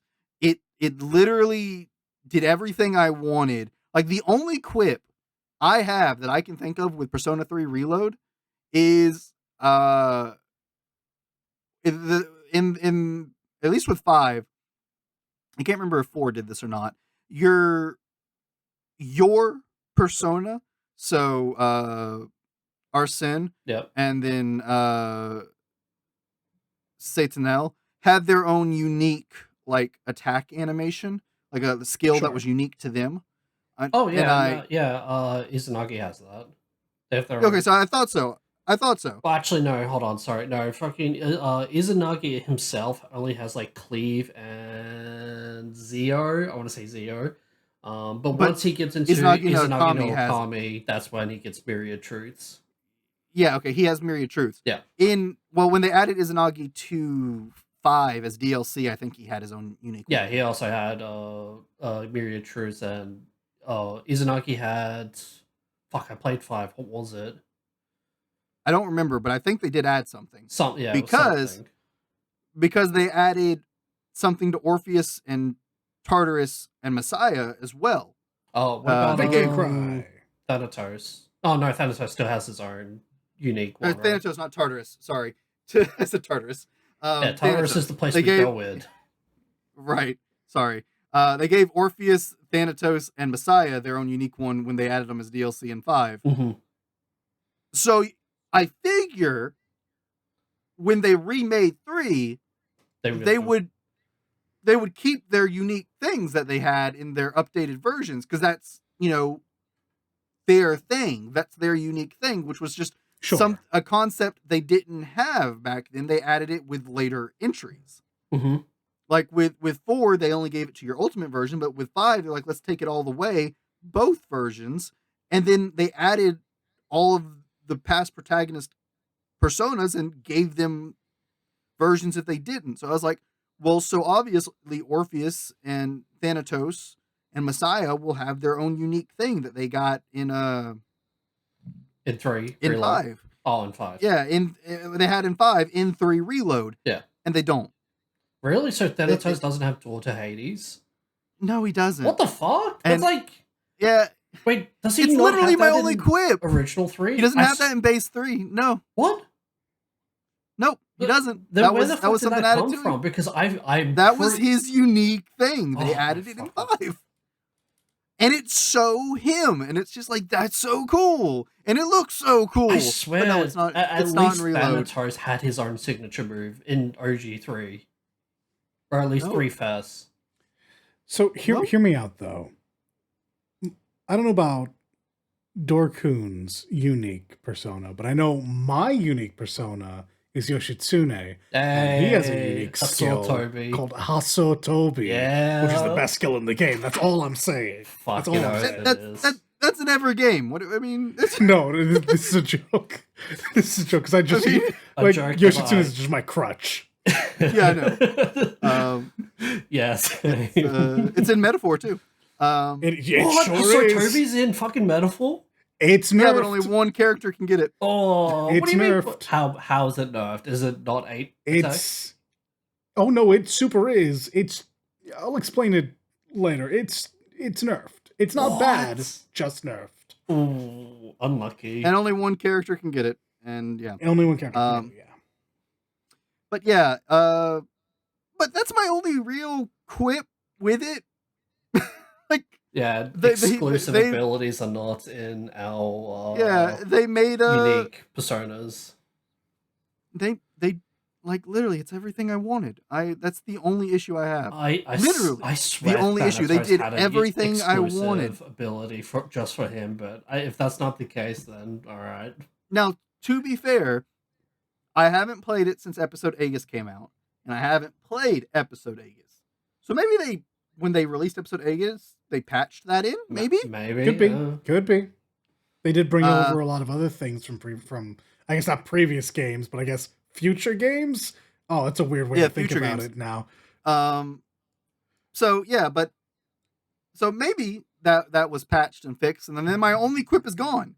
But yeah, otherwise, no, it's a fantastic game. And they did some of the things they added into it that were unique to like Reload was because of the way Persona 3 worked originally, your male team members didn't have social links back then. It was just the female members that you could romance. Wait, that's not true, is it? That's true, yeah. What? There's no male social links? There's male social links, but your male party members are not social links. Only the female ones are. What the because fuck? They're romanceable. So in the original 3, there was it just felt kind of weird. You're not getting a whole lot of story with any of the male characters outside of main story. Yeah. At least if you played 3 after you played 4 or 5. But with Reload, they added a new feature. I can't remember what the name of it is, what it's called. But basically, it lets you get story bits with your male members since they don't have social links. So you can actually feel like your character is bonding with everybody. Like the story always portrays them as their bond is getting deeper as the game progresses. It actually feels that way with the male characters now. And then even for a character who has a tragic story in 3, it even builds on that story a little bit there as well in a cool way. And I really thought they'd do something more. Yeah. I think it's an amazing addition to a Persona game. And personally, when we see Persona 6 in the future, I would like it. And nobody else is gonna agree with me on this. This is a me thing. But I would like it if all of your party members were done in this way. You don't have to get your social stats up. There are things you can do outside of your social links to build that bond with your party members. So that way it feels like your party members and your bond is like really growing throughout the story. And then you do all like unique characters for social links and stuff. I think that would be good because then there's nothing limiting you or hindering you on progressing your main cast. So that way you can get all of their like final personas and it'll, feel like a better like story evolution, I think. Personally. But that's not what they're gonna do. I will somewhat agree with you simply because just coming off Persona 5 and all that. Teammates are just like maybe other than Ryuji getting Ryuji to rank 6 just for the insta kill, teammates offer fucking nothing, and the characters outside the social links outside of your team members are so much better. You're rather rushing them to rank 10 over your party members. So I agree. But yeah, like, and not having the social stat barrier on them is especially nice for the late game teammates like Haru from 5, who comes so late in the game that for most people on your first playthrough, she just gets ignored entirely. I mean, that's what I did. So it'd be, so you'd be able to actually like still develop that like character interaction, character bond, right? Without having to be blocked, and I thought it was a really cool feature in a really cool way to like have that interaction with those characters that wasn't originally there. Like I can say this, what's his face, Junpei. Mm-hmm. Yeah, when I played Junpei. No, he's not Junpei. He's cool. When I played 3 originally, I could not stand him. I didn't like him at all, like whatsoever. Mm-hmm. But playing through Reload and then getting to do those missions to actually get a little bit more character development with him outside of the main story, where there's actually character development focused on him, I was like, okay, you're not as bad. I don't hate you anymore. So it affected the one character I saw negatively from 3 in a positive way. So I think that's a good thing. All right, fail. Yeah. But yeah, Persona 3 Reload, something I had wanted and asked for ages, and I finally got it. You finally got it. We finally got it. Of course, I got it on here. And to answer the question, which do I like more, P3 or P5 story-wise? Surely it's P3, right? That's really hard. Interesting. Because after playing it again, yes, P3 is that good, and it is as good as I remember, and yes, it is a contender and it's a challenge. And so I'm just like, oh boy. The only good stuff about P5 is the royal stuff. So stuff with Sumire and Akechi. P5 and Maruki hits every aesthetic that I love.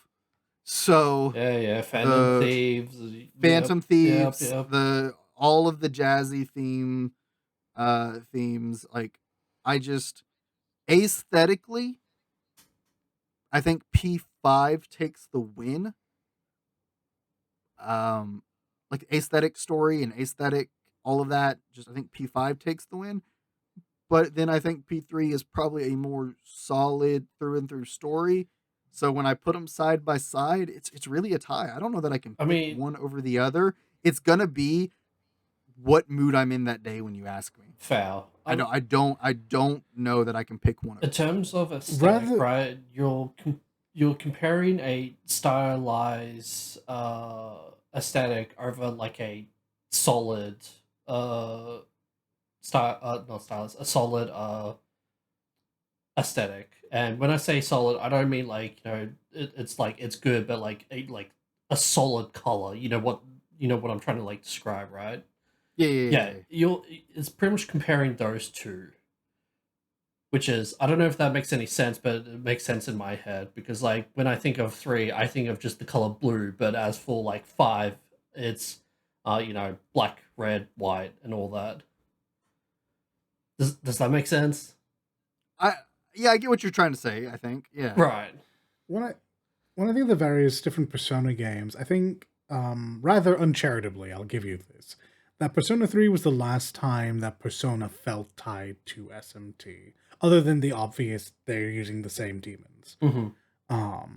Like, that's a story that feels to me in the same vein as SMT and like Digital Devil Saga. Once we get to 4 and 5, it feels like there's been a purposeful move away from that, which is probably for the best, to be honest, given the success of the series. And in that way, I think it's why, like I said, I have a preference for SMT. It's probably why I still think so highly of the P3 story, and why the aesthetic of 5 is very cool, but couldn't do enough to keep me won over, despite the Death Note underpinnings of the rest of that story. Yeah.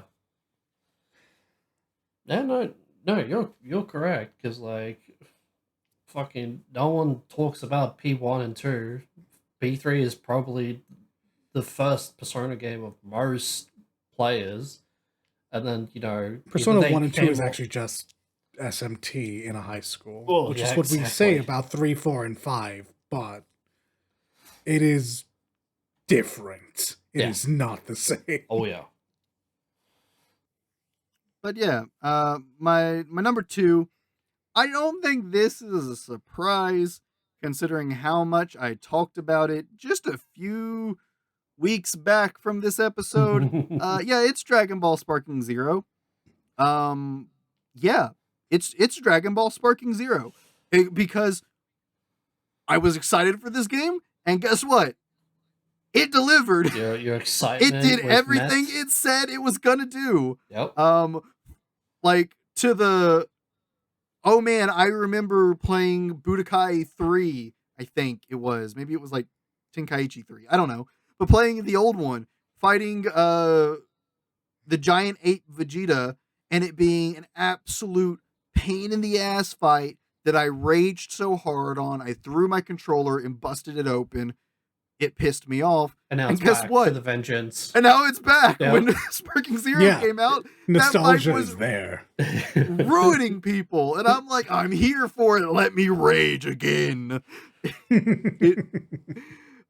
I love it. I love it. I love it. It isn't perfect, mind you.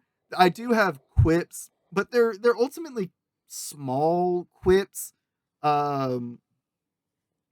Like, there's a few different characters who have some of their transformations relegated to skills and not forms, which is weird because the game, gives you Goku, gives you Super Saiyan Goku, gives you Super Saiyan 2 Goku, Super Saiyan 3 Goku, and they're different characters. Naruto games all over again. It's the it very much is. It very much is. Yeah, but they're different. They're different characters. But it doesn't do that for every form, and that's kind of upsetting, because some of the forms that end up in this boat are really cool, but they get shafted. I assume SSG4 is not a selectable one so much as a temporary. No, Super Saiyan 4 is its own thing. Yeah, really, that's the standalone. Okay. Yeah, actually, that one is in a very unique boat, and I'll mention that. But it's like the big ones that I was really excited for are Super Saiyan Blue Kaioken. That was never going to be a standalone form. That form lasted what, 2 minutes in the show, if that. It was the big form he had in one of the arcs, and I think he used it again in the next arc one time when he fought Rose. Yeah, but he doesn't get to stay in it for more than a couple minutes without like actually destroying his body, right? Yeah, it always had, that drawback to it, but so what? The video games have always been so realistic to their lore inspirations. That's fair. Like it's about the fun of it. Like literally they give you Ultra Instinct and it auto dodges. Of course. So what's the big deal? It's about the fun of it, right? Like, Right. So, but it's not even just that one. Like regular Kaioken is also in that boat. Vegeta has his like perfected ultimate Super Saiyan Blue mode. That's just a ability and not its own mode. When like the series really treats it like its own mode, it's like Super Right. Saiyan Blue 2 is what I was calling it before the like official name for it was Super Saiyan Blue Ultimate or something like that.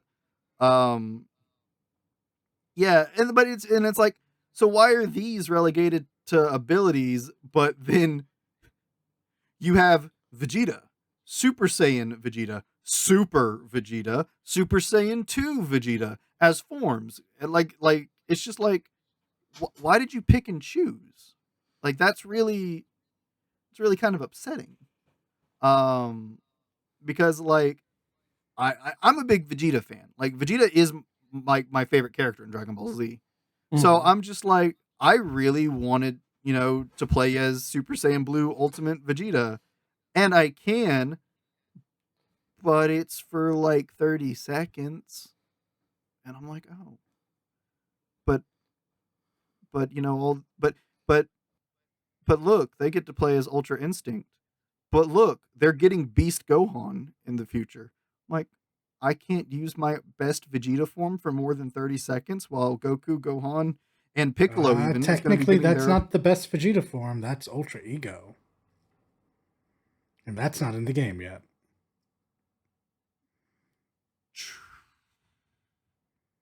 I'm trying to remember what Ultra Ego Vegeta is. It's because it's only in the manga right now. It is his equivalent. It is his equivalent to Ultra Instinct and okay. Beast Gohan. That's why I don't know it. That's why I don't know it then. Yeah. I only know up to Beast Gohan. So yeah. So we may not even be getting that because anything that's not been anything that's not been animated in some way is in a we don't know area right now. So it's the closest thing I could get to Vegeta's strongest form currently. I'll give you that. And I'm just like, well, that's a bummer because like most other characters have their ultimate form. Gold Frieza, Ultra Instinct, Full Power, what's his face from Tournament of Power, Beast Gohan's getting that, Orange Piccolo's becoming a thing. Orange Piccolo, what the fuck? Orange Piccolo goes hard. It's so good. It's about time that they decided Piccolo needed to be on par with the Saiyans again. Thank you. Yes, 100%. I am not upset by this. I'm just saying he should have had this ages ago. He really should have. Salt. Yes, right there with you. But it's just like, it's like cool. They get like full dedicated forms. I don't. And I'm just like, well, that sucks because, Vegeta's my favorite character. And weirdly enough, Trunks gets his as a full form when his is kind of similar to the Kaioken Super Saiyan Blue thing. What form is this? I don't remember Trunks ever reaching a form that mattered. No offense, I love Trunks. Aesthetically, he's cool as hell, but in game, he never achieves anything. Yeah, in the Goku Black arc, like he has just Super Saiyan, but then as the arc progresses, he gets that Super Saiyan aura with like a blue like outline, like he's getting something special to his Super Saiyan because he has like two colors to his aura. Right. I don't remember what the explanation for that power up was or why he had the two colored aura or what that is. It's been way too long since I watched it. I can't remember anything like that, but I knew it was like special because it wasn't Super Saiyan, but he wasn't using Super Saiyan Blue, but he had like a similar Super Saiyan Blue-ish aura mixed in with a Super Saiyan aura. But yeah, that future Trunks is its own form. Actually, there's no base Super Saiyan future Trunks from that arc. You just have Trunks from that arc and then him with that power up. If you want Super Saiyan Trunks, which would be like the in-between there, you have to use the Android arc version.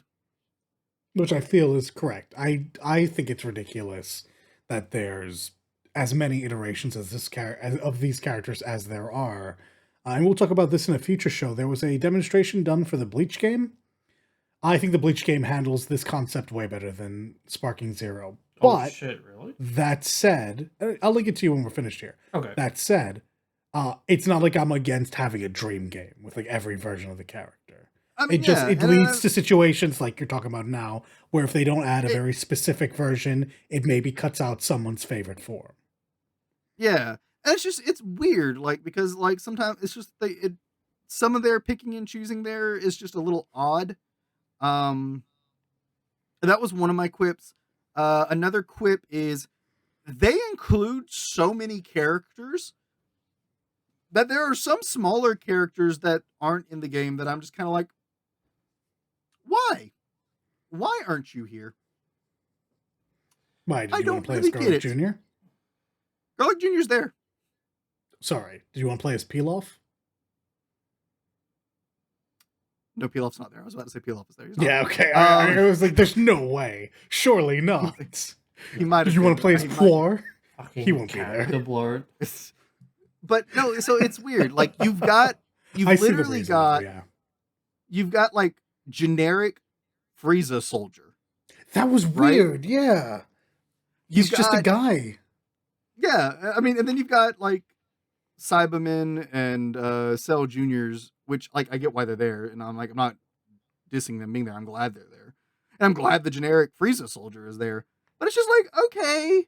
I'm not. I think that generic Frieza soldier took someone else's spot. Personally, I'm just saying. Now, see, that's where my problem comes. It's like, okay, so it's weird that you're there, but like we only got Bardock and we didn't get Bardock's lieutenant and or Bardock, no, Bojack. We got Bojack. Okay, I was about to say Bardock. Bojack's lieutenant. Yeah, he's got two cronies, so it may. We didn't get either of them. The android 13, we didn't get. Oh God, yeah, the other android from. That? Yeah, we didn't get any of them from that movie. I think it may have been 2, maybe it was 3. I don't remember. So it was just like, heck, and let's ignore Z and go with something like super notable, like. The characters from Broly's movie, the Super movie, who were like Broly's friends or whatever, like neither of them are there, and it's just like, why? Like, and especially because it's like even if you added all those characters I named, popular. Fuck. Yeah, even if you added all those characters I named, and then the ones I didn't that were smaller characters, but still could have been added, like Supreme Kai, or things like that. It's only like 10 to 15 more characters. What's the big deal? Why did you just stop? So why didn't you just add those few more? You have to remember this is a game that they plan to make money off. There's a chance now. I don't think all the characters you're thinking of will be put in. There's a chance that other characters do get put in. Like I said, Chilai would be popular. Now, not for the reasons of being a big combatant. She's just Chilai, and she does the armor thing that everyone likes. So yeah, I know. There's a chance of them getting put in the future. It's like, just honestly, like these are characters that don't make sense as DLC. I agree, though. Like that seem like they should be there, right? Like there are some characters in the game that it's like I could see you holding off on some of these characters and using them as DLC. Heck, I could see you doing like, instead of putting all of the Dragon Ball Z films in the game at base, maybe just stick bundle. Yeah, doing a film DLC pack, and just like the only DBZ film characters you put in there are the base Broly, or the Brolys and the Coolers, because those are like two of the most notable ones, right? But yeah, so is there any new content in Sparking Zero, or is it all just running over old events? Like, with a real shiny coat of paint, obviously. So, yeah. I'll get to that. Okay. Cool. Another quip that I had with Sparking Zero was, and I'm talking a long time about Sparking Zero, but this is probably the only episode where I'll really get to talk about it. So bear with me. True, because neither me nor Nat picked it up, so fair enough. Another quip I have with it is, so in the old games, usually like you could like set your like key abilities. So like for the character, like, all right, I'm using Goku. I want his ultimate to be Spirit Bomb, and then he can have his regular Kamehameha, and then instant transmission, whatever. Or you could do his ultimate Kamehameha as his ultimate, and do something else or whatever, right?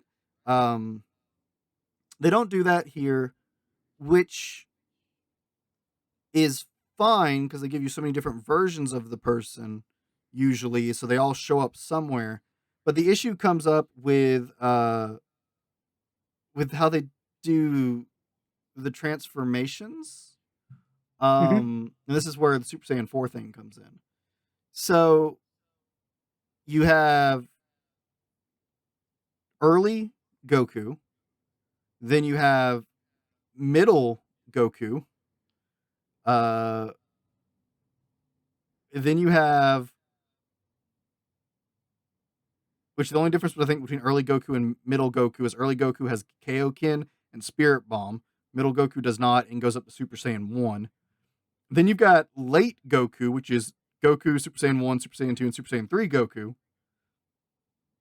Then you've got Super Goku, which is Goku, Super Saiyan God Goku, Super Saiyan Blue Goku. And then you have Ultra Instinct Goku, which is just pre-Ultra Instinct Goku and then Ultra Instinct Goku. And it's just kind of like, why didn't you just combine some of those and then just let us pick the forms we wanted to, like, I don't know, equip? This is what I was saying earlier. Yeah. Just equip the forms. Like, maybe I don't want to use Super Saiyan Blue. I just want to use Super Saiyan God and Ultra Instinct, and then maybe Super Saiyan 3, and just do that. So it's kind of weird, like, some of the breakups they do because of that. And like, because of this, Super Saiyan 4 Goku is just his own thing. Same with Vegeta. It's just his own thing.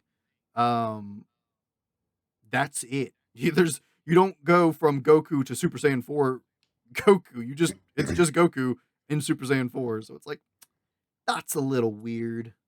But yeah, so I'm like, that kind of gets me. That's a little strange. Even the fact that, like, with the Ultra Instinct Goku, you have the incomplete Ultra Instinct and Ultra Instinct Goku. That's it. Like, so it's one or the other. There's no regular Goku into one of those or Super Saiyan into those. It's just like, that's a little strange. Kind of feels like those could be like forms tacked onto the Super Goku, but you don't have enough transformation. Like, the way they do transformations, the input's different. So there's only like 4 transformation slots. So it's like, oh, you don't have enough transformation slots to put it all in one character, which is why Super only has Super Saiyan 1, God, and Blue. So because it's, not limited number of slots.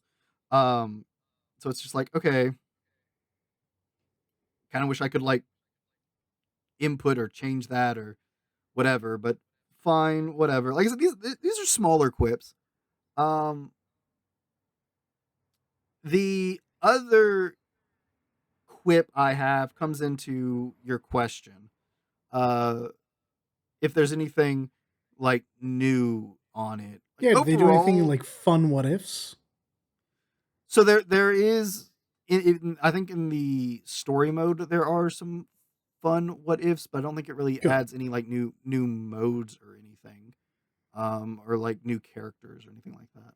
I mean, that's mostly it's just fun. Like, I just think a game this big like this, like Dissidia, should be a bunch of like, well, we have them all here. What if? Yeah, like the funner what ifs of like, ooh, what if Raditz went Super Saiyan or something dumb like that? You have to go play something like Xenoverse, I think, to get those. Yeah.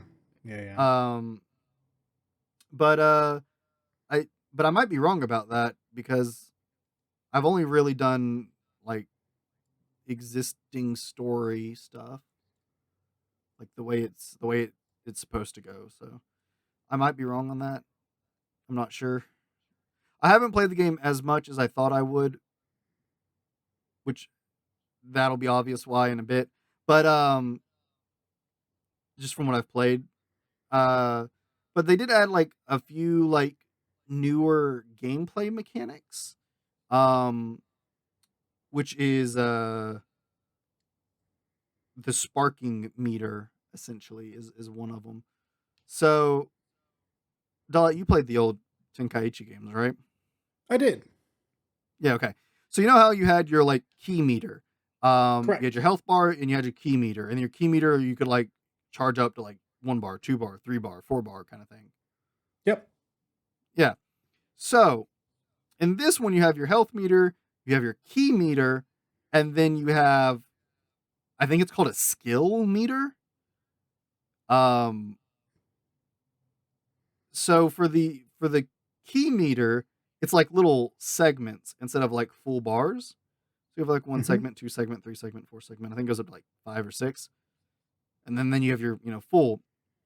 Um Certain abilities, like key abilities, uh and your transformations are based off of the skill meter, which goes up passively as you play. And I think if you're attacking or being hit, like the like actual fighting, um, can speed it up faster. But there's no way to like actively charge it, so to speak. Like you can charge your key. Oh, it's a revenge meter. Okay. But that meter is how you use your transformations and stuff too.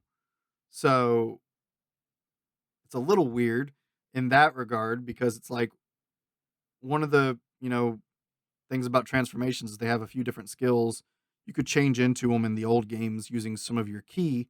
Um, so instead of doing an attack, you can go into Super Saiyan 2, and that changes your skills a little bit or whatever. Well, now you can't do the form hopping as much because this meter has to charge. Um, and so it's like if there's a form you want to use, you're better off just selecting that form and starting as it. Right. There's none of the there's no like mechanical reason why you wouldn't do that in some of the older games, but just for the shenanigans and funs of screwing around with friends, it's things you could do. Well, now it's like not as straightforward.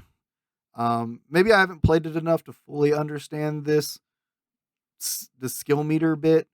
Maybe there are tricks to it I haven't picked up yet. Uh, I don't know. But one of the other things they added was sparking mode. So if you charge your key until all of your little key segments are full, and then you keep charging it, you get like a 1 bar that if you fill it up, you go into sparking mode. And sparking mode is how you use your ultimate. Uh, Okay. Whatever that character's ultimate is, you have to be in sparking mode. But there are other little things it does, like using your abilities. I think it's when you do like your dash towards people and stuff, you're faster and whatnot. So there's like little things it does and a few other like tricks it unlocks. Uh, One of the big things is it does unlock your ultimate, which is cool. I think the only thing about it that I don't like is that sometimes I accidentally start charging into it when I don't mean to, and it there's like a half a frame, half a second moment that it like locks me in place, and that has gotten me hit a couple times. I'm like, whoops, I wasn't trying to charge that much, but I just held the button a little too long. Uh, I don't have really a negative to say about it as an addition, but it's also kind of a I don't I don't know that it was really necessary. It does seem like a weird layer to add to just specifically block out your ability to just throw out a big fun key blast. Yeah. I don't know. It's like, I think they tried adding some gameplay elements to make it a little bit new and fresh. And I don't know that they were entirely necessary. Sure. But overall, I don't really have much to say in a negative light. Like, I have quips, definitely. Like, there are things that I'm like, oh, I wish they didn't do, or I wish they had done this a little differently. But I mean, I could say that about a lot of games. At the end of the day, this feels so much like the old Tenkaichi Budokai games. It's so nostalgia filled. It's so fun. There's a lot of fun little nods to the old Tenkaichi games. Like, if you go to the character index, it has Bulma, Chi Chi, and Videl just talking crap about the characters that you click on and stuff, like was in some of the old games and whatnot. Um, yeah, it's some of the best things out of that are just Chi Chi saying, "Yep, I don't like all these changing hair colors. They just don't look good." I finally understand why they wrote her that way. Oh man, it took me forever. It took me till I was an adult to figure out it's because back in the day, JP Hooligans used to dye their hair blonde. That's it. That's the whole reason. It's like, Yep. oh, that's why she was on Gohan's ass. Why she didn't love it when Goku did it, but was super against Gohan having this. Yeah, then that's what she says about some of the other transformations. She's like, now he just looks more like a hooligan. What But did yeah, she like, call it? Was it delinquent? I think that's what it yeah, was. That was the delinquent. term she defaulted to. Japanese jokes. But but I am really I love the game. It's great. I'm really excited for some of the DLC. The Daima DLC, not as excited about. I'm not Daima's cool, but it's not as exciting as like some of the things that I've not watched anything about Daima. Basically Goku and Vegeta get turned into kids, and it's I don't know, man. Didn't we do this with GT? We shouldn't do they this. This feels like a bad idea.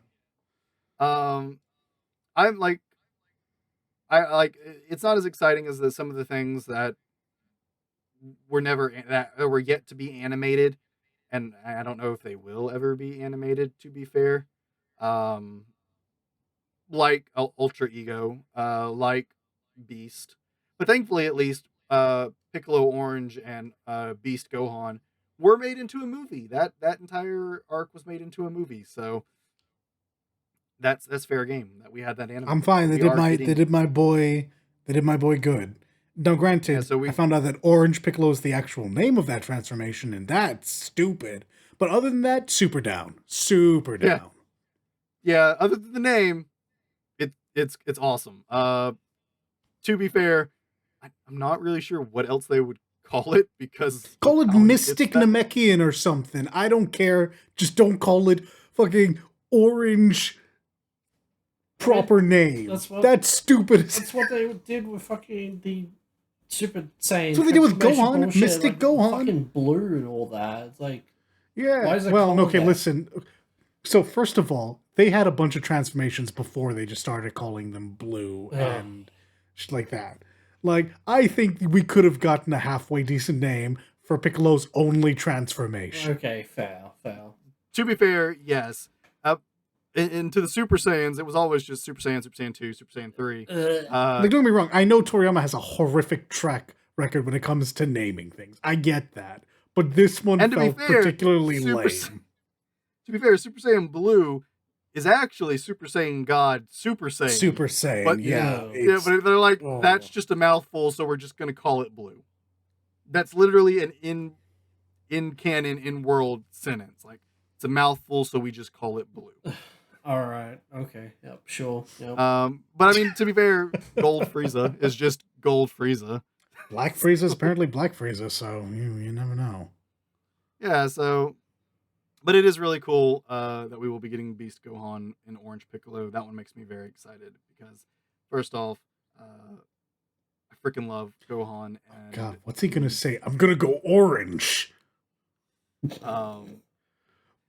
Piccolo, go orange, or you're gonna get your ass kicked. What's funny is the way he gets that. Do you know how he gets that power up? I do. Okay. Yeah, it's just like I threw in something special. Let's see what the special something is. And then, but yeah. So I mean, I'm excited for the DLC, and I'm hoping they do maybe just end up adding some of those smaller forgotten characters. Maybe it's just free characters they patch in, or just tack them on to a DLC pack somewhere as just which is probably what would actually happen. Yeah. Yeah. And I do hope bonus. Yajirobe. No, Yajirobe's already in the game. Never mind. Yajirobe's in the game. Maybe hopefully they do add in some of those things from the manga, because there are still a lot of cool characters and things. There's still a couple decent arcs worth of things, I think, in the manga that never got animated, so they could. Nothing of granola. Nothing of granola has been put in, and I've heard a lot of people real big into that that aspect. So whilst I'm not too familiar with it, it's a villain, a couple of transformations, and a couple of new characters that are an easy DLC run. Yeah. So maybe they will, and that'd be cool. I would really like it, just because like the game is a lot of fun. I really enjoy it, and if anything, it's a huge nostalgia bait for me. It's so fun, really. Just the reliving the memories, just the sense of nostalgia when I play it. It's a blast. It's a fun game. I'm so happy with it. It beats Persona 3 maybe a little bit because of recency bias, but it was going to be my top 3 because I'm happy. Yeah, I'm happy with this game. Like I mostly talked about my quips with it, but there's smaller things, and it is number 2, so it's a good game. Yeah. And then my number 1, to no surprise, my number 1 is Honkai Star Rail. No, I'm kidding. Can you imagine? You should have said Concord. That would have been funnier. God, that would have actually been jokes. No, well, I mean, Honkai Star Rail is more on brand for me, though. Yeah, but no. I mean, let's be fair. If I said Concord, people would be like, "Oh, he's joking." No, saying Honkai Star Rail, they'll be like, "Oh, is he serious?" Because it's me. Well, there's a chance. Technically, by the rules, we're allowed to have updates. Hey, Matt, what's your actual number 1 game? My actual number 1 game is Metaphor ReFantasio as well. Wow, no way. Wow, who would have guessed? I said I haven't played Sparking Zero as much as I wanted. Well, yeah, it's because I got Metaphor as well. That wasn't planned.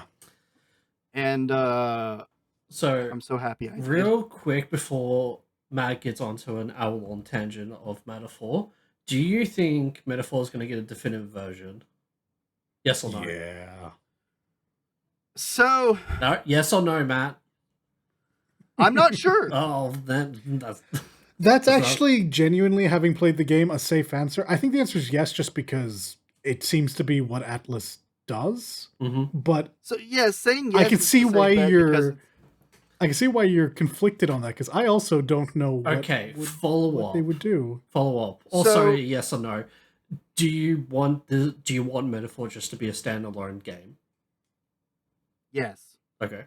Dollar? No, I want more games, specifically like I want Metaphor, more games like this, not like Persona. No. I want more games like this.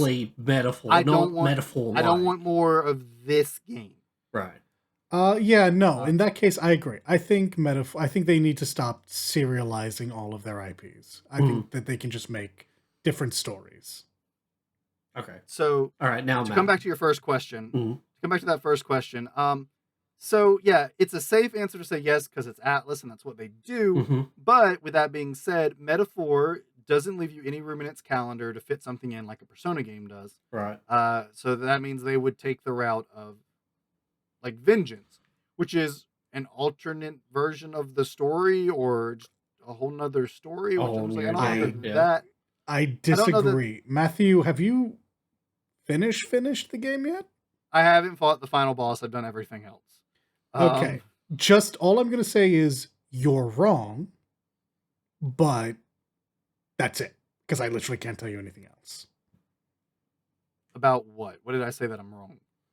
That there's no room for it. In the calendar that exists? I didn't say anything about the calendar that exists. No, he mentioned the calendar, though. That's what he was talking about. My point is there is room. You're No. Okay, you misheard me then. There's no room in the calendar to fit anything in Persona-like.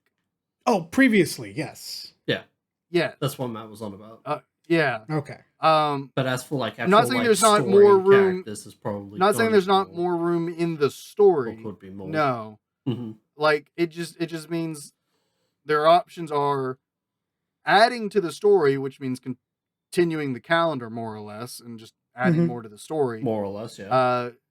Doing the vengeance thing of an alternate version of the story, or just a whole nother game kind of thing. Mm-hmm. So I don't feel like the alternate version thing is a super likely case. So I mean, I really don't know.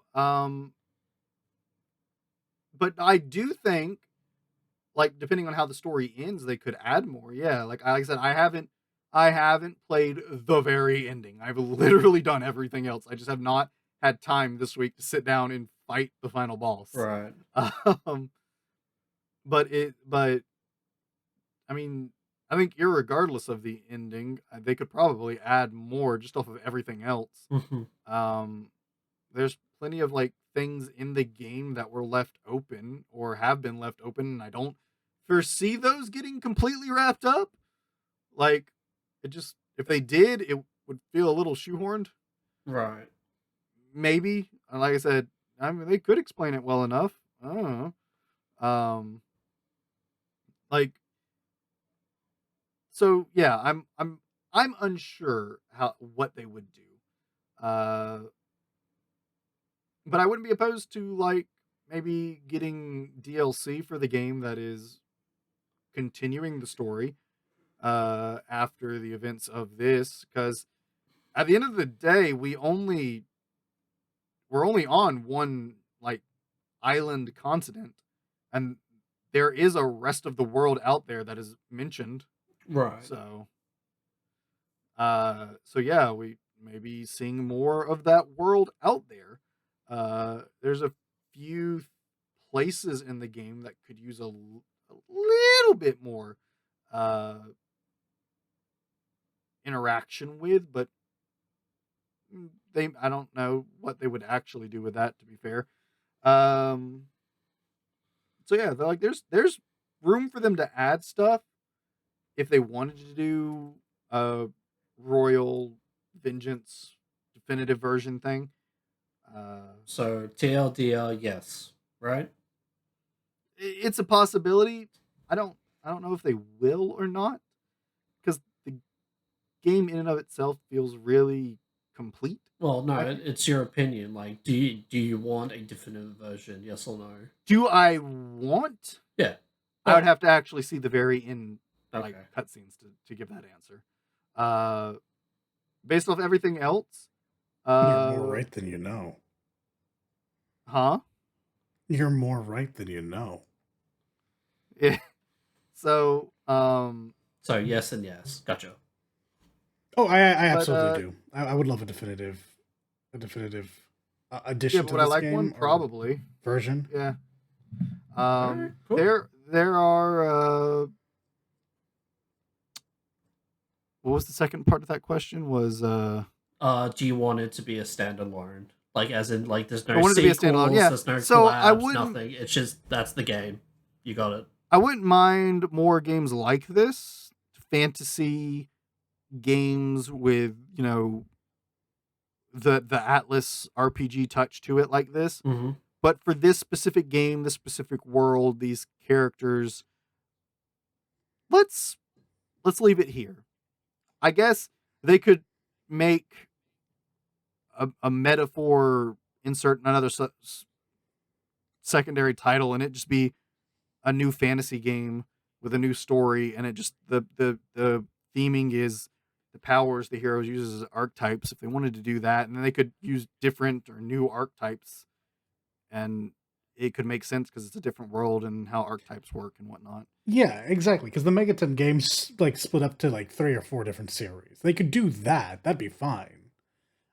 Yeah. So they could. I mean, they could make more, and like, so it's yes, I guess, but it's like I don't want like this specifically. I think is the thing. Like I think this specifically in its own package is good. Depending on how those final cutscenes play out, will really determine if I want more added onto this and like maybe a DLC kind of thing to just wrap things up or whatever. Right. But yeah, Metaphor. Picking this game up, I was like, well, I wasn't planning to get into a very long RPG, but I watched a friend playing the demo, which is just the game's prologue, essentially. And first off, the tutorial in this game is really long. Like it goes on for a bit. Don't say that, bro. Fucking the tutorial was long. It's not bad though. Persona 5. Yeah, it's not bad. It sounds worse than it is because tutorials, generally speaking, are rough. But I don't think that it being as long as it is actually like the worst thing in the world. No, yeah, it's not the worst. It's just one of those things where it's like I got the systems like several minutes ago. True. You don't need to keep tutorialing me here. Like I got it. It can get a bit handled. That's how I felt about P5 with its 6-hour fucking long tutorial. It's awful. And it's just like the beginning bit is like it railroads you up to that first all right, now the game, like the world is yours moment where you have here's your time limit section. Yep. Maybe it is as bad as 5 then, come to think of it. It just didn't feel that bad to me. It felt pretty... It doesn't feel as bad as 5's, 100%. 5 was bad. Because the difference is it's more like gameplay engaging than 5's was. 5's had a lot of... Yeah, it was just a lot of just literally dialogue on you, and that's it. Yeah, it was literally just day after days of just story. Yeah. Oh, we accidentally ended up in a palace. Here's like one cutscene and 2 fights. Story. All right, we're back in the palace. We did like one thing. Oh, here's new cutscene, new teammate, and now story. And now the game actually opens up. It's like, oh my god. Yeah, it's awful. This one doesn't feel anywhere near that bad. Because at least the game, the narrative is there. Like the problem is the game opens up at some point to you, and you're just like, I want to get to the open world. I want to get to the the open section. Yeah. I want to get to that, and it's coming. That's the problem. But it feels like it's otherwise you're just playing a story driven single player RPG. But you're just like, I want to get to the good stuff. I want to get to the good gameplay. stuff. Yeah, I want to get to the exploring the cities and things like that. But yeah, so I didn't intend to pick this up originally. I ended up getting it though. Fun story for that, but it maybe another time. But yeah, so I ended up picking it up, and I was because I watched a friend play the demo, and ended up pre-ordering it and getting it, and so I was like, okay, I'm gonna play this demo. And I played that demo, and that's when everything went wrong, because I was like, oh no, this is fun. Oh no. I really like this. Oh no, I'm hooked.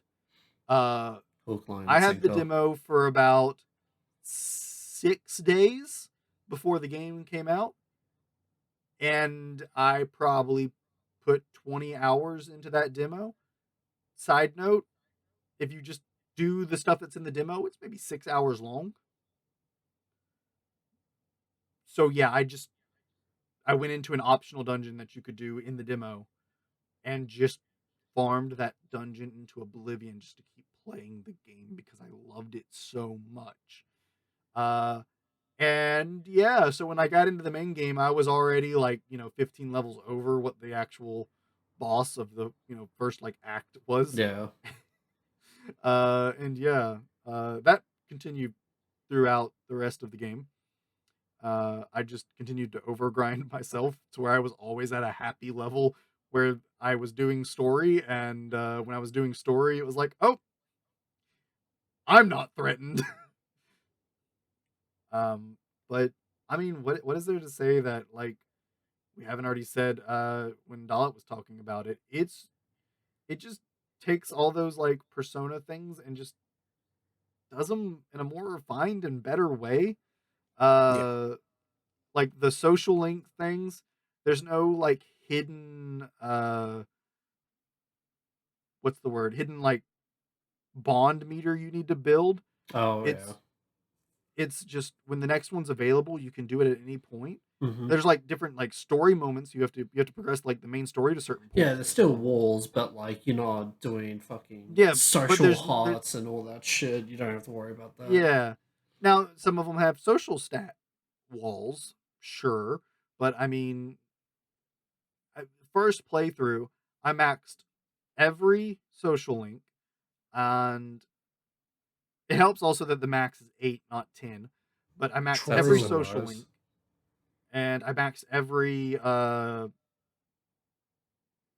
virtue. Thank you. Every virtue. Yeah. Every like social stat, every virtue I maxed. I did all the social links, all the follower bonds. I did all that in first playthrough. Heck, I almost did everything you possibly could and like platinum the game in one playthrough. There's a few things. Yes, correct. There's a few things I'll have to pick up on my second run through, just because I did finish maxing the virtues in this playthrough instead of doing like some of the cooking and stuff, and you can only do the cooking at like certain times.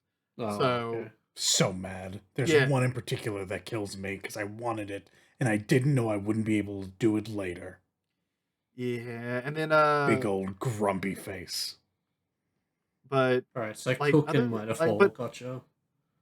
But like other than that, like I mean, when I actually finish the game, I think the number of trophies I'll be missing is 6. At max, it's 10, but I think it's less than that. I think it's like 6. And a new game plus, I'm easily getting those. Easy. Is there a bestiary? Oh wait, no, there's no fucking demons in that game. Never mind. So, for New Game Plus, to tell you what happens there, because I know that is a question people have about the game. New Game Plus is you get to keep. Hold on, I have it written right here.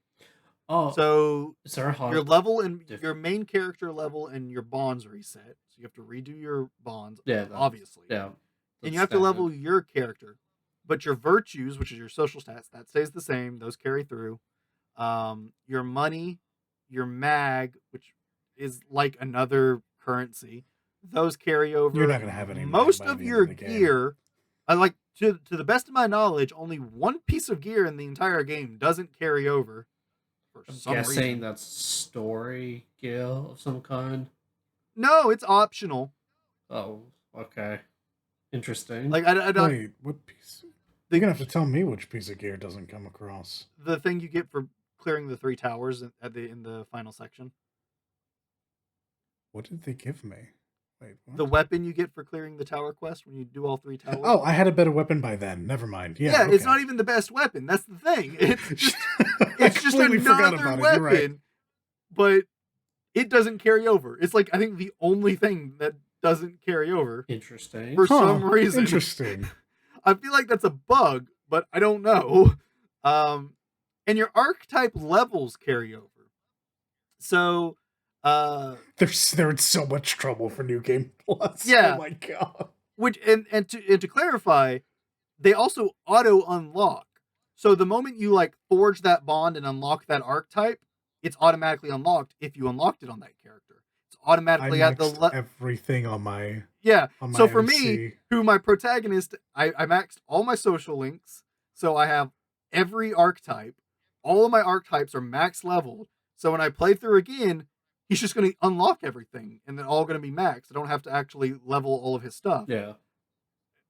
That's going to be the case for a couple of my teammates too, because of how much I overgrinded. It's all never really 2 of them. Yeah. I'll never really have to level my archetypes again for some people. And by the end of New Game Plus, my very first New Game Plus, I will never have to level an archetype again. They will be done.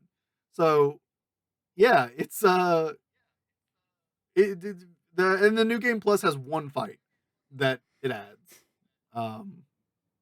That's the only thing it adds. The Atlas thing. That New Game Plus has the unlocked super boss. Yeah, it has one fight, which it better be fucking hard, I swear to God.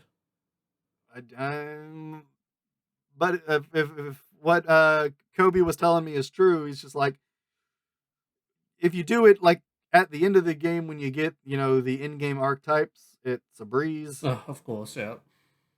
But if you like challenge it at any point before that, you have a little bit of a hard time. Yeah. So if you fight the super boss with Yoshitsune, it's a breeze. But if you fight the super boss without Yoshitsune, you may have some trouble. Yo, it's all fun and game until they repel Slash, and you're in trouble. Then you just kill yourself in the first turn and go, okay. There was an annoying amount of that in the early game of a lot of reflecting. Yeah. When most of the physical attacks you had early game metaphor were slash, and it's just like, okay, I would get it if this were late game and I had more party member options. But Stroll only does slashing. Unlucky. It's only does. Unlucky. It was just like, dang it, game. And let me tell you, Stroll was my MVP for the entire run. Like, my protagonist could also do that, but I saw no reason to remove him from my party. Dude hard carried me through the early game, so I hard carried him through the rest of the game. Yeah. So Stroll didn't get to do that for me. He's just the magician as far as I'm concerned. He's the buddy. Oh, okay. I mean, Stroll didn't get to do that for me because my speed was so high. I just went before him and I killed him. Yeah, to be fair, you did overgrind it and all that fair. Demo. Well, my main stat was luck. Oh yeah, that as well. My main stat was not. I did a magic build very early, so I needed him as my strength. But then again, when I got to luck 55, I stopped putting points into luck. So that's when my magic and strength and agility were catching up, and did end up passing it.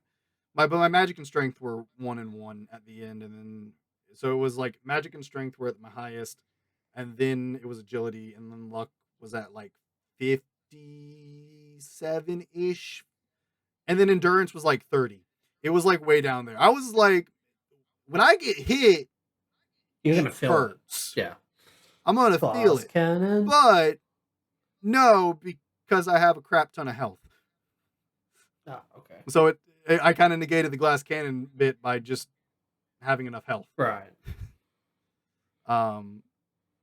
So yeah, that worked out in my favor.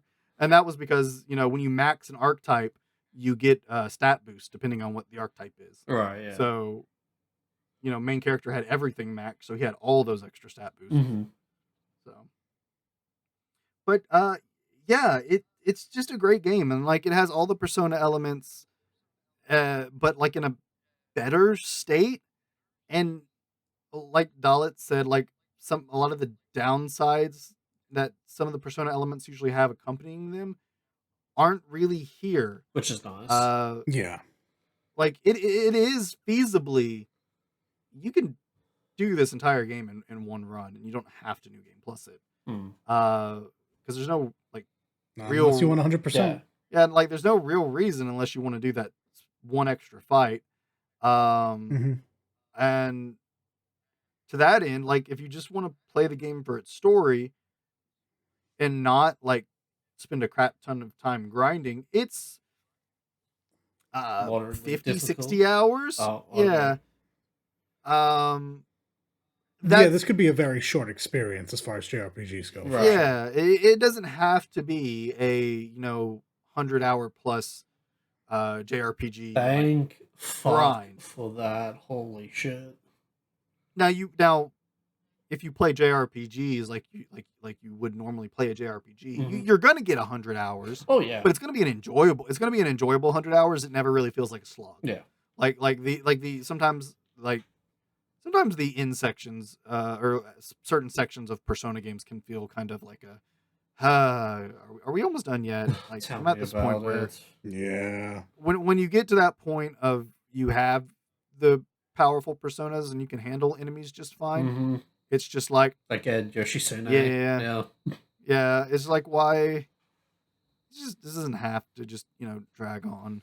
And part of that is like you can do every dungeon in one run because they give there's ways to one of the best things is one of the very first archetypes in its tree is the mage tree, and the mage has a passive where if you stun or kill something in the overworld without going into the turn-based combat, you regen some MP. Oh, that's fucking nice. You have a chance. I built luck, so it was guaranteed. Let me tell you, I didn't build luck. It's bugged because it's guaranteed. Oh, really? Oh, that's even better. So yeah, you just regened MP, and so it's just like, all right, do some fights, get some levels. Now go back to the first part of this dungeon where I'm now strong to just kill things, regen MP, kill things, regen MP. Now go back to fighting and leveling. Okay, now rewind and kill things and recharge MP, kill things and recharge MP. Oh damn! Rinse and repeat. Yeah, and you can do any dungeon in the game in one sitting. Yeah, like it's for sure. There's really no reason to go into a dungeon twice. To which, make sure you pick up every side quest before you start doing side quests. Because sometimes they go to... Also true. Sometimes they send you to the same dungeon. It's better to do it all at once. And then not have to go back. Yep. There is exactly one dungeon in the game, while I don't have to go back, because I finished all the quests, I left something in that dungeon that I'm just kind of like, I could go back and get it. Or rather... So there's a dungeon in the game that has a lot of mimics in it. And mimics are really good when you can bring the archetype that lets you steal. Right. When I did the dungeon, I didn't have that archetype. But I did know that about mimics because there's like a NPC at the entrance to the dungeon that says something and gives you a hint. And that's basically what the hint is. It's like, oh, so you want to steal. And I'm like, wait, I can't do that. And I was like, okay. Well, I found out you can tell when something's a mimic. So it's like, oh. Yeah, you can. So I'm just like, I'll just ignore the mimics and come back when I can steal from them. Except the boss of that dungeon is a mimic. So I couldn't steal from whatever that one had. So I was like, oh. But all the other mimics in that dungeon I left. So I could go back and steal from them. No real reason to. But I could. Because, I mean, it's all earlier in the game stuff. Yeah. So I'm like, I'm probably not going to need it. But yeah, what else is there to say about Metaphor that we haven't already said? Or is there anything thoughts of mine that you wanted on it? No, I mean, I think we've pretty well explained it. Like this is the same team that did the Persona series, which is why all the comparisons are to it. And I don't feel bad about comparing it to Persona because this comes from the same brain that made them. So it does seem like they have reached a place of abject comfort where they can pump out a new story using those dynamics at the apex of what they could be. I'm very pleased. I look forward to more from Studio Zero quite a lot. And that's why it's my game of the year. Yeah, I mean, everything he said, I'm very excited to see what they do with Metaphor or with just future games in general. Metaphor is an absolute blast. I may not need to New Game Plus it. I will New Game Plus it just because it was for sure 100%. Yes. something to add on to, because it was briefly brought up. Yeah, they're not romanceable. And I think that's for the better because it lets the characters. I don't know. I think the character story. I think the character story, like they tell, is better that way because there's none of the divergent what if stories they have to tell if you decide to romance them or whatever. I'm going to be honest, I'm not quite sure what you mean by that. I feel like the romance has actually never impacted a Persona game, ever. Even once. With a Persona romance, I'm going to use 5 as an example. With a Persona romance option to a social link, basically the social link story ends up being done around 8, and then you have 2 more social links that are just kind of epilogue bits. Unless you choose to romance them, then they're your romance story. Yeah. That's generally how that works out. Yeah. That means if you want to do romances in this, either you have to wind it in as an optional extra dialogue, optional way the story is told in that 8, and I kind of think that takes away from the story they tell there, because it just kind of feels shoehorned in, or you add more social link levels I literally to do the same thing. Recording, bro. No. I don't think that's the case. Because the writing is so good, and because you are a valuable person to each of your bond mates, I genuinely think there should just be a drop down at a certain point in the day, like a point of no return. And if you have 8 ranks in them, you have 1 special cutscene that shows this. That's all. I don't think it needs to be some big thing. I just if they did something like that, if they did something like that, I really want to smooch Fabienne. If they did something like that, fine, that I give you. But that's not what they would do. No, it would be rank 10, and then at 9 you choose either to befriend or to romance the romanceable. And so then that's rank the thing. 10 will be that's the actual epic, like that's will be the finish off. They would tie it into the Screw social it. I had enough time. I'll go 2 more ranks into Maria so I can be her stepdad. Yep. That's the thing. Like, Grius requires this of me. I'm doing it for my friend. Uh-huh. That's the thing. Like, if you tie it into the social link, I think do not add it. If it's literally a single cutscene, like if it does the Kiseki thing from like Cold Steel, if genuinely, if it's just a single cutscene and you pick somebody that you've maxed, I have no problems with it. But if you add it into the social links, I think it takes away. Clogiers, everyone. A mild spoiler. And it's really not a spoiler. It's mostly just to jog Matthew's memory. I think they absolutely could do that, and I think they absolutely would do that, because there's a very similar idea about halfway through the game, isn't there? And you're given a weapon instead of a kiss. Are you talking about the boat or the beach? The Burning Man. I'm talking about Burning Man. Okay. I said spoilers, but I'm trying to keep it as not spoiler as possible. Well, I mean, that's why I said boat or beach, and that was pretty spoilery. Burning Man. Yeah, okay, that okay. So like they have the capacity to do this. In that moment, it like I got a wand because I chose that. If you do something, I also got a staff. I don't think we chose the same person though. I know we didn't choose the same person. Because I got a mage staff. What did you get? I got a mage staff. Okay, quick spoilers. I chose Gallica. Oh, I also chose Gallica. Oh shit! Okay, hey. Didn't expect that. Fair enough. Hey, me and Dalin on the same brainwave. Let's go. But yeah, if they did that again. I just think they do that again at the end of the game when everyone's getting together. Everyone's having these big tense moments. I want to see one person. I need one person to steady me in this moment, and who you choose, boom, romantic moment. There you go. That's all. If they keep it in that vein, I don't have a problem with it. But the thing is, if they did it, they would 100%. They would 100% do it in the same way they did social links in Persona. Atlas, listen to me. I'm telling you, this is the way. You like to so do you understand, social link levels. Do you understand why I have a problem? I do hear your reticence to it though. I get it for sure. Because I like having just that that story that is the Social Link story, and then it's done. Bing bang boom, we good.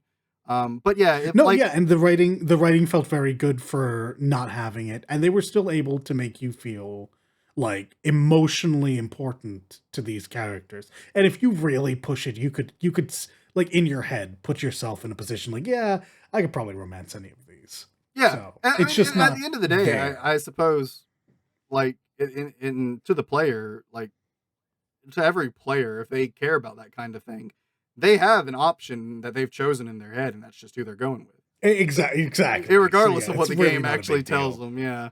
Because that's the way I look at it.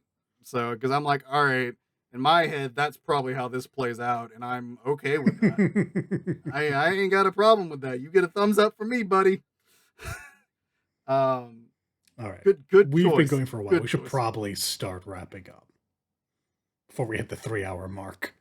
Well, fellas, who would have guessed that all our number one picks were by fucking Atlas? Because again, genuinely, 2024 not fucking me was Atlas's year. It was Sega's year. Takeaway. I would say Sega, but definitely Atlas. Because again, those 3 fucking games, P3R, SMT5 Vengeance, and Metaphor, just so like, fucking. Also, good. the joke that so many of us have been making on the internet that, turn-based is dead. Japan won't make turn-based games. We got 3. Yeah, Square Enix. I genuinely hope they are looking at these games. I mean, I highly doubt it because they released fucking... No, they definitely are. They can't not You look think at so? them Especially now. after 16 and Ringo? There is a good chance... Yeah, there's a good chance that Metaphor ReFantasio beats Final Fantasy. I hope so. And then it's everyone wake up call for Square Enix because they're the ones that specifically said that chorus. That no one wants turn-based no more. Yeah, but let's be real here. Square Enix has so much to worry about. I don't think that they're going to make that transition right now. They have to get a lot of other things online before they worry about which version of a game are we making. At this point, with 16 even being as successful as it was, they might make another one of that because it did sell enough and it would have sold even better if it wasn't for exclusivity. Yeah. So like I said, Sony has a different worry right now. But Metaphor put into its systems a system very similar to the the Kuro series. And with these 2 games doing that, the overworld, real-time, and in-fight turn-based, I think this is the way to the future. We still need to wait for Expedition 33, but other than that, yeah, no. Like, you're True, right. Exactly. You're correct. Yeah, there's other really good-looking turn-based games on the horizon, too. So Yeah. Like Claire Obscura being the big one, definitely. Yeah. So, yeah, Atlas killed it this year. Metaphor, Persona 3, Vengeance. Like, it's been a great year for video games, and for turn-based RPGs, yeah, absolutely. It's been a good year. 2024. Sega fucking killed it. Not as bad as I was expecting it to be. Mm-hmm. And this has been our game of the year. We wanted to do our own thing, kind of just talk about our game of the year. Not really go off of whatever VGAs ends up doing. Like, we have no idea as of this recording. This is well before any of that's even mentioned. VGAs could have somehow make. Yeah, we don't even know the nominations yet. Yeah, somehow. Don't say that. You know I'm right. Or they'll give a special shout out to it one way or another. But yeah. But yeah, this is even before nominations go out. So we just wanted to put ours out there. Talk about the games that we enjoyed this year. Yeah. And I hope as always you enjoyed listening to us ramble about games. Hopefully, some of these games you also enjoyed, or you were really thinking about, and now we've convinced you. That is also possible. Metaphor, SMT5 Vengeance, and Kingdom Hearts. That's the takeaway. Don't play Kingdom Hearts. Don't play Kingdom Hearts. Play Hollow Knight. Yeah. Yeah, just play Silksong. Yeah, it's just that easy, bro. Go on, do it. I'm going to ban you from this podcast. As always, listeners, we appreciate you for hanging out, listening to us ramble about video games. I mean, if you've been here this long, you must enjoy enjoy it, right? So Sure. yeah, we really appreciate you. As always, the best support you can show us is you share us around with your friends. Tell people, hey, listen to these three dorks talk about video games. It's entertaining. Sometimes they talk about things that aren't video games, and that's also entertaining. Give it a listen. And as always, we appreciate it. You can find us right here where you're listening, but we are on YouTube, Spotify, Apple Podcast. And then don't forget to follow us over on the social medias, Celestia Radio PD. Yes. Celestia Radio PD. And if you have questions, thoughts, comments, topic ideas, you can leave those in the comment section, or you can use the hashtag over on Twitter, hashtag AskCRP. So yeah, that's the thing you should do. And let us know what you thought, and maybe let us know what your game of the year was for 2024. But as always, we appreciate you. Thank you so much for hanging out with us, and we will see you in the next one. Take care, everyone. Bye now. Be good.